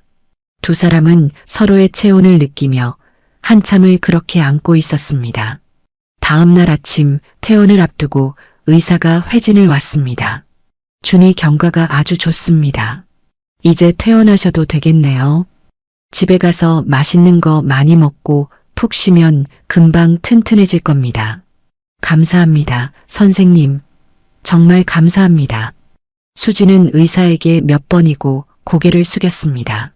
짐을 챙겨 병원을 나서는 길, 민수는 한 손으로는 준이의 손을 잡고 다른 한 손으로는 수진의 손을 잡았습니다. 병원 로비를 지나가는데 며칠 전 수진을 도둑으로 몰았던 직원들이 민수를 보고 흠칫 놀라며 길을 비켰습니다. 그들은 말끔해진 수진과 명품 옷을 입고 장난감을 든 아이를 보며 눈이 휘둥그레졌습니다. 저 사람, 그때 그 노숙자 아줌마 맞아? 세상에, 진짜 사모님이었어? 수근거리는 소리가 들려왔지만 수지는 더 이상 고개를 숙이지 않았습니다. 그녀의 옆에는 세상에서 가장 든든한 남편이 있었기 때문입니다. 민수는 보란듯이 수진의 어깨를 감싸 안으며 당당하게 걸어나갔습니다. 병원 정문 앞에 대기하고 있던 리무진의 타자, 준이가 민수의 무릎에 앉으며 물었습니다. 아빠, 우리 이제 어디 가요? 텐트로 가는 거 아니죠? 민수는 아이의 코를 장난스럽게 꼬집으며 웃었습니다. 텐트는 이제 없어. 우리 집으로 갈 거야. 아주 크고 따뜻하고 냉장고에 맛있는 게 가득 찬 우리 집. 우와, 신난다. 아이가 환호성을 질렀습니다. 차가 부드럽게 출발하자 민수는 옆자리에 앉은 수진을 바라보았습니다. 수진은 창밖을 보며 감회에 젖은 듯 눈가가 촉촉해져 있었습니다. 민수가 수진의 손등을 덮으며 불렀습니다. 수진아. 수진이 고개를 돌려 민수를 바라보았습니다. 그녀의 눈동자에 민수의 모습이 가득 찼습니다. 민수는 7년 만에 가장 듣고 싶었던 그 호칭을 불러달라는 듯 눈빛을 보냈습니다. 수진은 수줍게 미소를 지으며 아주 작지만 분명한 목소리로 대답했습니다. 네, 여보. 그 한마디에 차 안에는 완벽한 봄이 찾아왔습니다. 7년의 겨울을 지나 마침내 찾아온 따뜻하고 찬란한 그들의 봄이었습니다. 준이가 태어나고 며칠 뒤 완연한 봄 기운이 감도는 어느 맑은 아침이었습니다. 민수는 평소보다 일찍 일어나 드레스룸에서 가장 좋은 옷을 고르고 있었습니다. 오늘은 7년 만에 되찾은 아내 수진과 아들 준이를 회사에 정식으로 소개하는 날이었기 때문입니다. 민수는 수진을 위해 특별히 주문 제작한 아이보리색 투피스 정장과 진주 목걸이를 꺼내 놓았습니다. 잠시 후 욕실에서 씻고 나온 수진이 그 옷을 입고 거울 앞에 섰습니다. 길거리 생활로 거칠어졌던 피부는 민수의 지극정성 덕분에 다시 뽀얗게 윤기가 흐르고 있었고 고급스러운 옷을 입은 수진의 자태는 영락없는 대기업 사모님의 기품을 뿜어내고 있었습니다. 민수는 넋을 잃고 수진을 바라보다가 조용히 다가가 뒤에서 안아주었습니다. 아름다워. 7년 전보다 훨씬 더. 수진은 수줍게 웃으며 민수의 넥타이를 매주었습니다. 떨려요. 사람들이 알아볼까요? 그때 그 거짓골을 했던 여자라고 수군거리면 어쩌죠? 걱정 마. 당신은 내 아내고 SO푸드의 안주인이야. 누구도 당신을 무시할 수 없어. 내가 그렇게 안 둬. 민수의 든든한 말에 수진은 용기를 얻은 듯 고개를 끄덕였습니다. 옆에서 새 유치원 원복을 입은 준이가 로봇 장난감을 들고 뛰어왔습니다. 아빠, 나도 멋지죠? 나 오늘 아빠 회사 가서 나쁜 아저씨 혼내줄 거야. 민수는 아이를 번쩍 들어 올리며 호탕하게 웃었습니다. 그래, 우리 아들이 아빠보다 더 씩씩하네. 가자, 우리 가족의 자리를 찾으러. 새 식구를 태운 검은색 리무진은 부드럽게 미끄러져 회사로 향했습니다. 도심의 빌딩 숲을 지나 회사 정문에 도착하자 미리 연락을 받은 임원들과 직원들이 로비 입구에 도열해 있었습니다. 차 문이 열리고 민수가 먼저 내린 뒤 손을 뻗어 수진을 에스코트했습니다. 수진이 또각거리는 구두 소리를 내며 차에서 내리자 로비에 있던 직원들의 시선이 일제히 그녀에게 꽂혔습니다. 햇살을 받아 반짝이는 진주 목걸이와 우아한 미소, 그리고 그녀의 손을 잡고 있는 민수의 당당한 태도까지 모든 것이 완벽했습니다. 직원들은 숨을 죽이고 수군거렸습니다. 세상에, 저분이 대표님 사모님이셔? 진짜 미인이시다. 근데 어디서 많이 뵌 것 같은데. 민수는 수진의 허리를 감싸 안고 준이의 손을 잡은 채 레드카펫을 밟듯 로비 중앙으로 걸어 들어갔습니다. 그런데 그때였습니다. 인사팀장 박 부장이 헐레벌떡 뛰어오며 과장된 몸짓으로 허리를 90도로 굽혔습니다. 대표님, 오셨습니까? 사모님과 도련님까지 오신다는 소식을 듣고 마중 나왔습니다. 박 부장은 며칠 전 민수에게 심할서를 쓰고 근신 처분을 받았지만 어떻게든 만회해 보려고 아침부터 알랑방귀를 뀌러 나온 것이었죠. 박 부장은 수진의 얼굴을 제대로 쳐다보지도 않고 그저 비싼 옷과 장신구만 보고는 넙죽 절을 했습니다. 사모님, 처음 뵙겠습니다. 인사팀장 박철수입니다. 아이고, 도련님도 아주 늠름하십니다. 박 부장의 비굴한 웃음소리가 로비에 울려 퍼졌습니다. 민수는 걸음을 멈추고 차가운 눈으로 박 부장을 내려다보았습니다. 박 부장, 정말 처음 보는 건가? 민수의 서늘한 질문에 박 부장은 고개를 갸웃거렸습니다. 네. 아, 네. 사모님처럼 귀한 분을 제가 배웠을 리가. 잘 보게. 며칠 전에 자네가 소금 뿌리라고 했던 그 사람이야. 네. 박 부장은 그제야 고개를 들어 수진의 얼굴을 정면으로 바라보았습니다. 단아하게 묶은 머리와 화장으로 분위기는 달라졌지만 그 이목구비는 분명 며칠 전 자신이 도둑으로 몰아세우며 밀쳤던 그 노숙자 여자의 얼굴이었습니다. 박 부장의 눈동자가 지진이라도 난 듯 심하게 흔들리기 시작했습니다. 그의 시선이 이번에는 민수의 손을 잡고 있는 아이에게로 옮겨갔습니다. 깨끗한 원복을 입고 있지만 겁에 질린 듯 엄마 뒤로 숨으려는 아이의 눈망울은 분명 며칠 전 자신이 발로 걷어찼던 그 꼬마였습니다. 박 부장의 얼굴에서 핏기가 완전히 사라지고 입술이 파랗게 질려갔습니다. 설마. 그때 수진이 한 걸음 앞으로 나오며 차분하지만 힘있는 목소리로 말했습니다. 안녕하세요, 박 부장님. 저 기억하시죠? 냄새난다고 쫓겨났던 사람입니다. 박 부장은 다리에 힘이 풀려 그 자리에 털썩 주저앉고 말았습니다. 마치 감전이라도 된 듯 온몸을 사시나무 떨듯 떨며 식은땀을 비오듯 흘렸습니다. 사모님, 죽을 죄를 지었습니다. 저는 정말 몰랐습니다. 박 부장은 체면이고 뭐고 다 버리고 차가운 로비 바닥에 머리를 쿵쿵 찌으며 빌기 시작했습니다. 제발 살려주십시오. 제가 눈이 삐었습니다. 사모님인 줄도 모르고. 아이고, 도련님. 이 못난 아저씨를 용서해 주세요. 박 부장은 아이의 바짓단을 잡으려 손을 뻗었지만 민수가 가차없이 그 손을 구둣발로 걷어찼습니다. 손대지 마. 너의 더러운 손이 닿을 곳이 아니야. 민수의 분노 서린 일갈에 로비는 찬물을 끼얹은 듯 조용해졌습니다. 구경하던 직원들은 경악을 금치 못했습니다. 자신들이 며칠 전 코를 막으며 피했던 그 노숙자가 바로 대표님의 아내였다는 사실에 등골이 서늘해졌기 때문입니다. 특히 박 부장 옆에서 맞장구를 쳤던 직원들은 고개를 푹 숙이고 숨소리조차 내지 못했습니다.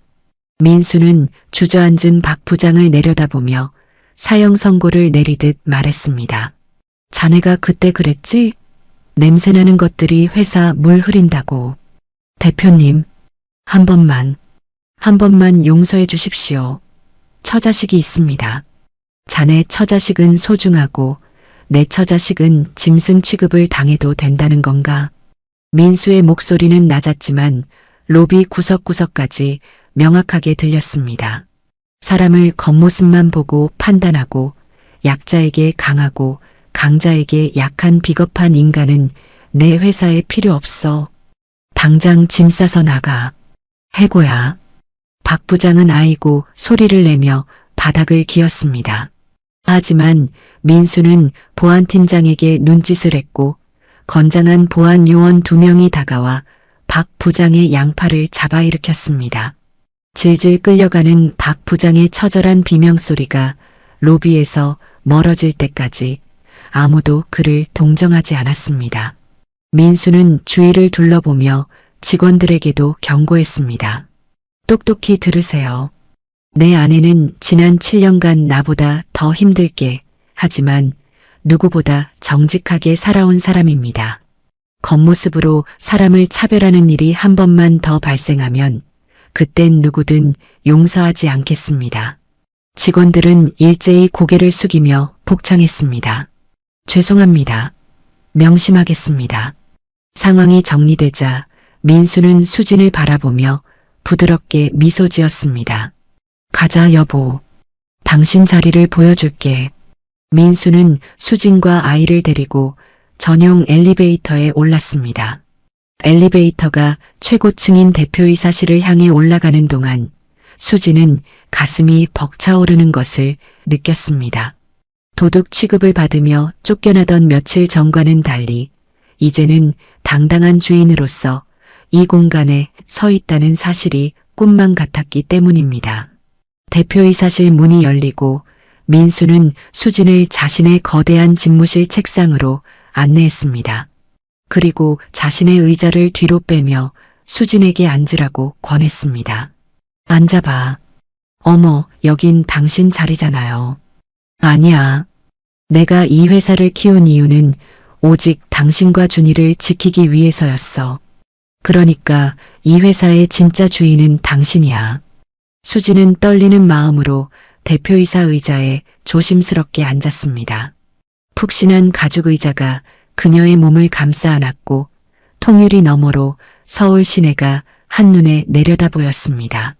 쓰레기장 옆 텐트에서 쥐가 나올까봐 떨던 날들은 이제 영원히 끝났습니다. 준이가 책상 위를 신기한 듯 만져보며 물었습니다.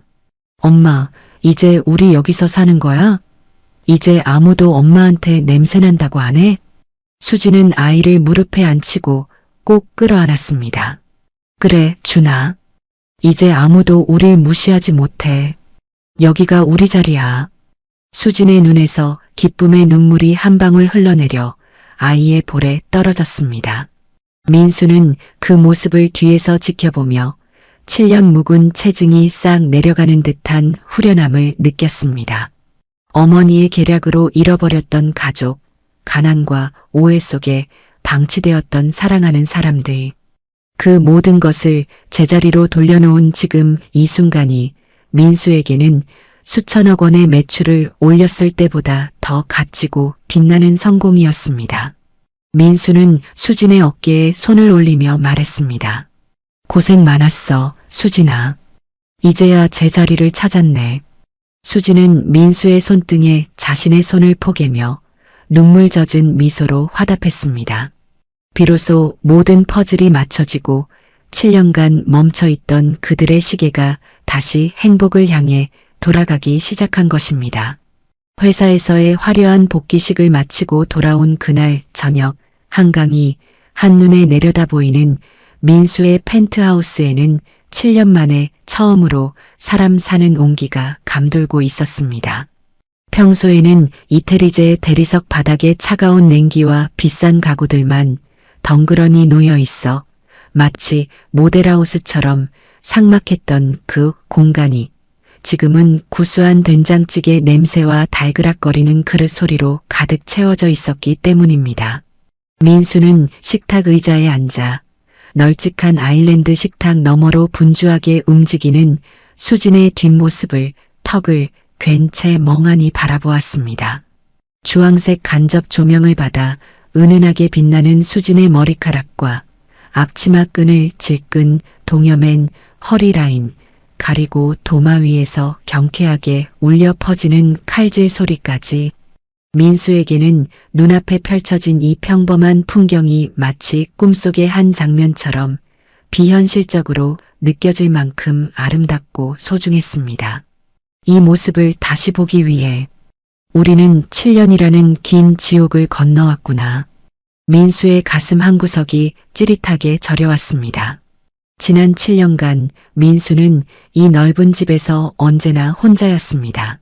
퇴근 후 텅 빈 현관문을 열고 들어올 때마다 엄습해오는 그 지독한 고독감이 싫어서 민수는 일부러 회사에서 밤늦게까지 야근을 하거나 술에 취해 들어오곤 했었습니다. 하지만 오늘은 달랐습니다.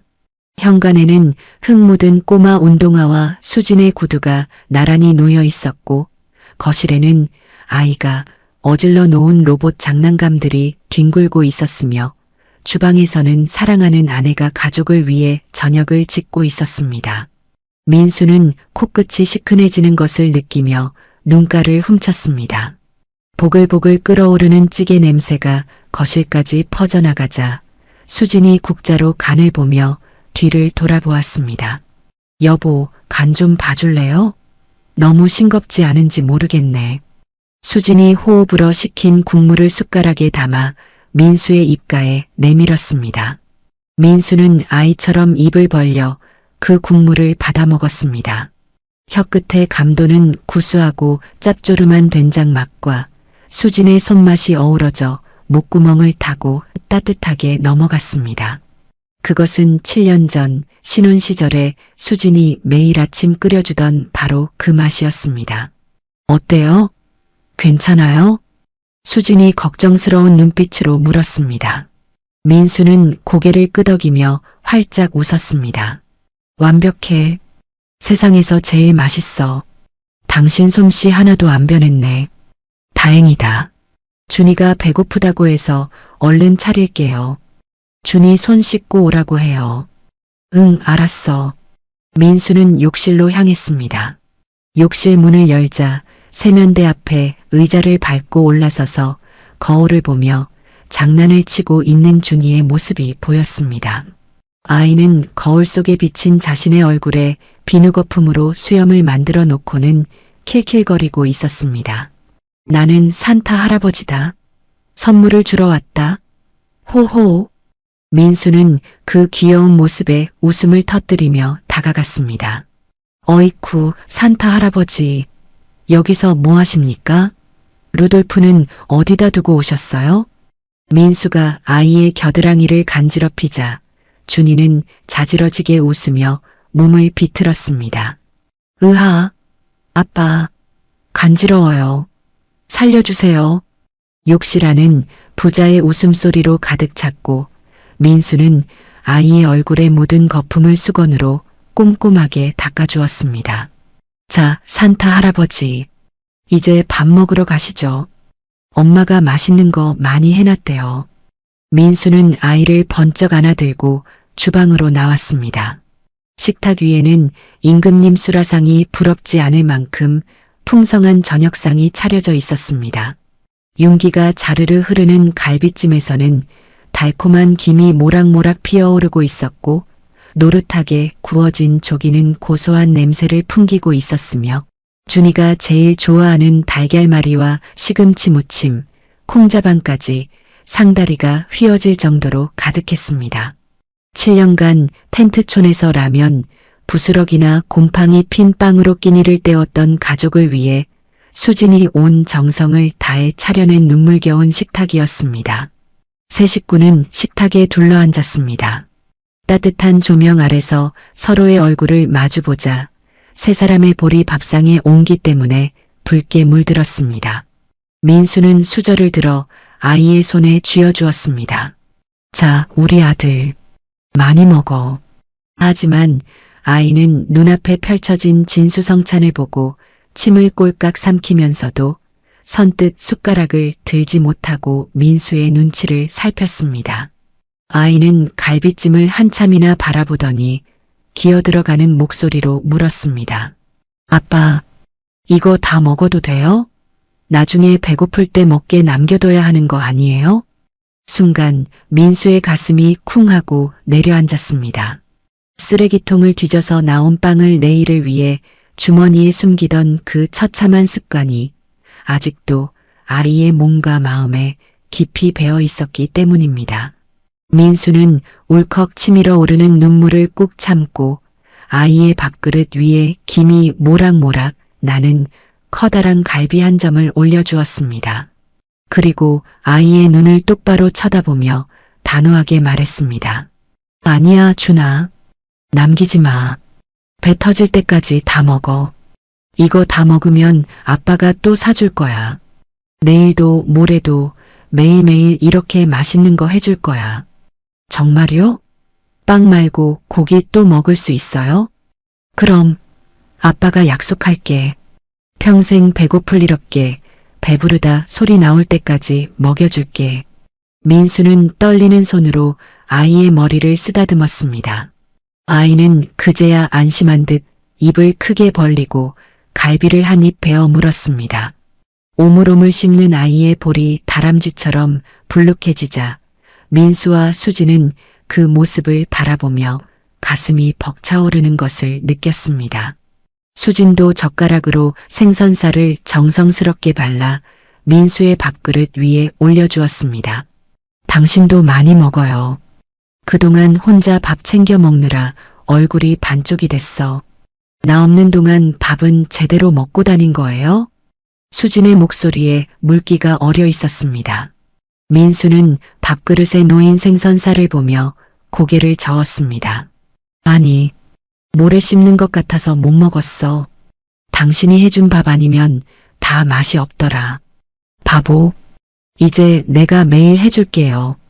아침, 점심, 저녁 다 차려줄 테니까 살 좀 찌워요. 그래, 당신이 해주는 건 독약이라도 달게 먹을게. 민수는 밥을 한 숟가락 크게 떠서 입안 가득 넣었습니다. 따뜻한 쌀밥의 온기가 7년간 얼어붙어 있던 민수의 심장을 녹이는 것 같았습니다. 민수는 밥을 먹는 내내 젓가락질을 멈추지 않고 수진과 아이의 접시에 반찬을 날랐습니다. 자신의 입에 들어가는 것보다 처자식의 입에 음식이 들어가는 것을 보는 게 이렇게나 배부르고 행복한 일이라는 것을 민수는 뼈저리게 실감하고 있었습니다. 지난 세월 민수는 성공이라는 목표를 향해 앞만 보고 달렸습니다.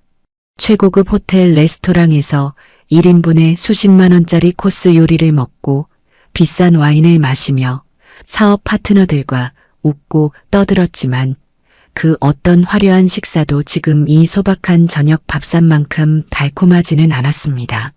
창밖으로 서울의 화려한 야경이 별처럼 펼쳐져 있었지만 유리창에 비친 세 식구의 단란한 모습이 그 어떤 불빛보다 더 밝고 따뜻하게 빛나고 있었기 때문입니다. 식사를 마치고 세 사람은 거실 소파에 나란히 앉아 과일을 깎아 먹었습니다. 배가 부른 준이는 나른해졌는지 민수의 넓은 무릎을 베고 누워 아빠의 커다란 손바닥을 고사리 같은 손으로 만지작거렸습니다. 아빠 손은 진짜 크다. 내 손도 나중에 이렇게 커져요? 그럼 준이는 밥 많이 먹고 튼튼해져서 아빠보다 더 키도 크고 멋진 사람이 될 거야. 나는 아빠처럼 힘센 사람이 될 거예요. 그래서 나쁜 사람들이 엄마 괴롭히면 내가 다 혼내줄 거예요. 아빠가 박 부장 아저씨 혼내준 것처럼요. 아이의 기특한 말에 민수는 가슴이 뭉클해져서 아이의 이마에 뽀뽀를 해주었습니다. 그래, 우리 아들이 최고네. 하지만 이제 엄마는 아빠가 지킬게. 준이는 그냥 신나게 놀고 건강하기만 하면 돼. 수진이 그 모습을 흐뭇하게 바라보다가 조용히 민수의 어깨에 머리를 기대왔습니다. 민수는 한 팔로는 아이의 배를 토닥이고 다른 한 팔로는 수진의 어깨를 감싸 안았습니다. 거실을 채우는 텔레비전 소리와 창밖에서 들려오는 희미한 도시의 소음, 그리고 어깨에 닿은 아내의 따뜻한 체온과 무릎에서 느껴지는 아들의 규칙적인 숨소리. 이 평범하고도 지루할 수 있는 일상이 7년을 돌고 돌아 민수가 그토록 찾고 싶었던 진짜 성공이었습니다. 민수는 눈을 감고 지난 날을 회상했습니다. 어머니의 거짓말에 속아 아내를 의심하고 내쳤던 어리석은 날들, 성공하면 행복해질 줄 알고 일에만 미쳐 살았던 공허한 시간들, 그리고 차가운 로비 바닥에서 냄새나는 아내와 아이를 마주쳤던 그 충격적인 순간까지. 만약 그날 로비로 내려가지 않았다면, 만약 박 부장의 만행을 모른 척 지나쳤다면, 만약 아이의 검은 비닐봉지를 열어보지 않았다면 어떻게 되었을까 생각하니 등골이 오싹해졌습니다. 신이 자신에게 마지막 기회를 주신 것이 분명했습니다. 민수 씨, 무슨 생각해요? 수진의 나직한 목소리에 민수가 천천히 눈을 떴습니다. 민수는 수진의 눈을 그윽하게 바라보며 마음속 깊은 곳에서 우러나오는 진심을 담아 말했습니다. 고맙다는 생각. 당신이 살아줘서 우리 준이를 이렇게 착하고 예쁘게 키워줘서, 그리고 못난 나를 다시 받아줘서 모든 게 다 고마워. 수진의 눈가가 촉촉해졌습니다. 나도 고마워요. 우리 찾아줘서 그리고 준이 아빠가 되어줘서 사실 나 7년 동안 당신 많이 미워하기도 했지만 그만큼 많이 보고 싶었어요. 알아. 내가 죄인이야. 평생 당신한테 갚으면서 살게. 민수는 수진의 입술에 가볍게 입을 맞추었습니다. 사랑해, 수진아. 죽는 날까지 너랑 준이만 바라보고 살게. 다시는 너희 눈에서 눈물 나게 안 할게. 나도 사랑해요, 여보. 그때 잠든 줄 알았던 준이가 부스스 눈을 뜨더니 엄마 아빠 사이를 파고들며 배시시 웃었습니다. 헤헤, 나도 사랑해요. 아빠, 엄마. 우리 셋이서 이제 안 헤어지는 거죠? 영원히 같이 사는 거죠? 민수는 아이와 아내를 한 품에 와락 끌어안았습니다. 텅 비어있던 민수의 가슴이 비로소 꽉 채워지는 기분이었습니다. 돈도 명예도 회사의 대표라는 직함도 이 순간만큼은 아무런 의미가 없었습니다. 지금 이 순간 서로의 체온을 나누며 함께 숨쉬고 있는 이 사람들이야말로 민수가 목숨을 걸고 지켜야 할 유일한 보물이었습니다. 밤하늘의 별들이 펜트하우스 창가에 내려앉아 세 사람을 축복하듯 반짝였습니다. 민수는 행복에 겨운 목소리로 7년의 긴 여행을 끝마치는 마지막 한마디를 가족들의 귓가에 속삭였습니다. 그래, 준아. 이제 우리는 절대 안 헤어져. 민수가 두 사람을 더욱 꽉 끌어안으며 말을 맺었습니다. 우린 가족이니까.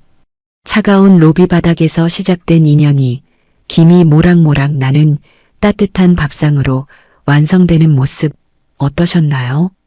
7년이라는 긴 세월을 돌아 다시 만난 민수 씨 가족의 모습에 저도 가슴이 먹먹해지는 시간이었습니다. 돈이나 명예보다 더 소중한 건 역시 힘들 때 서로의 손을 꽉 잡아주는 가족인 것 같습니다. 오늘 사연이 여러분의 마음에 작은 위로가 되었기를 바랍니다. 가슴 따뜻해지셨다면 구독과 좋아요 한 번씩 부탁드립니다. 저는 다음 시간에도 여러분의 마음을 울리는 감동적인 이야기로 다시 찾아오겠습니다. 감사합니다.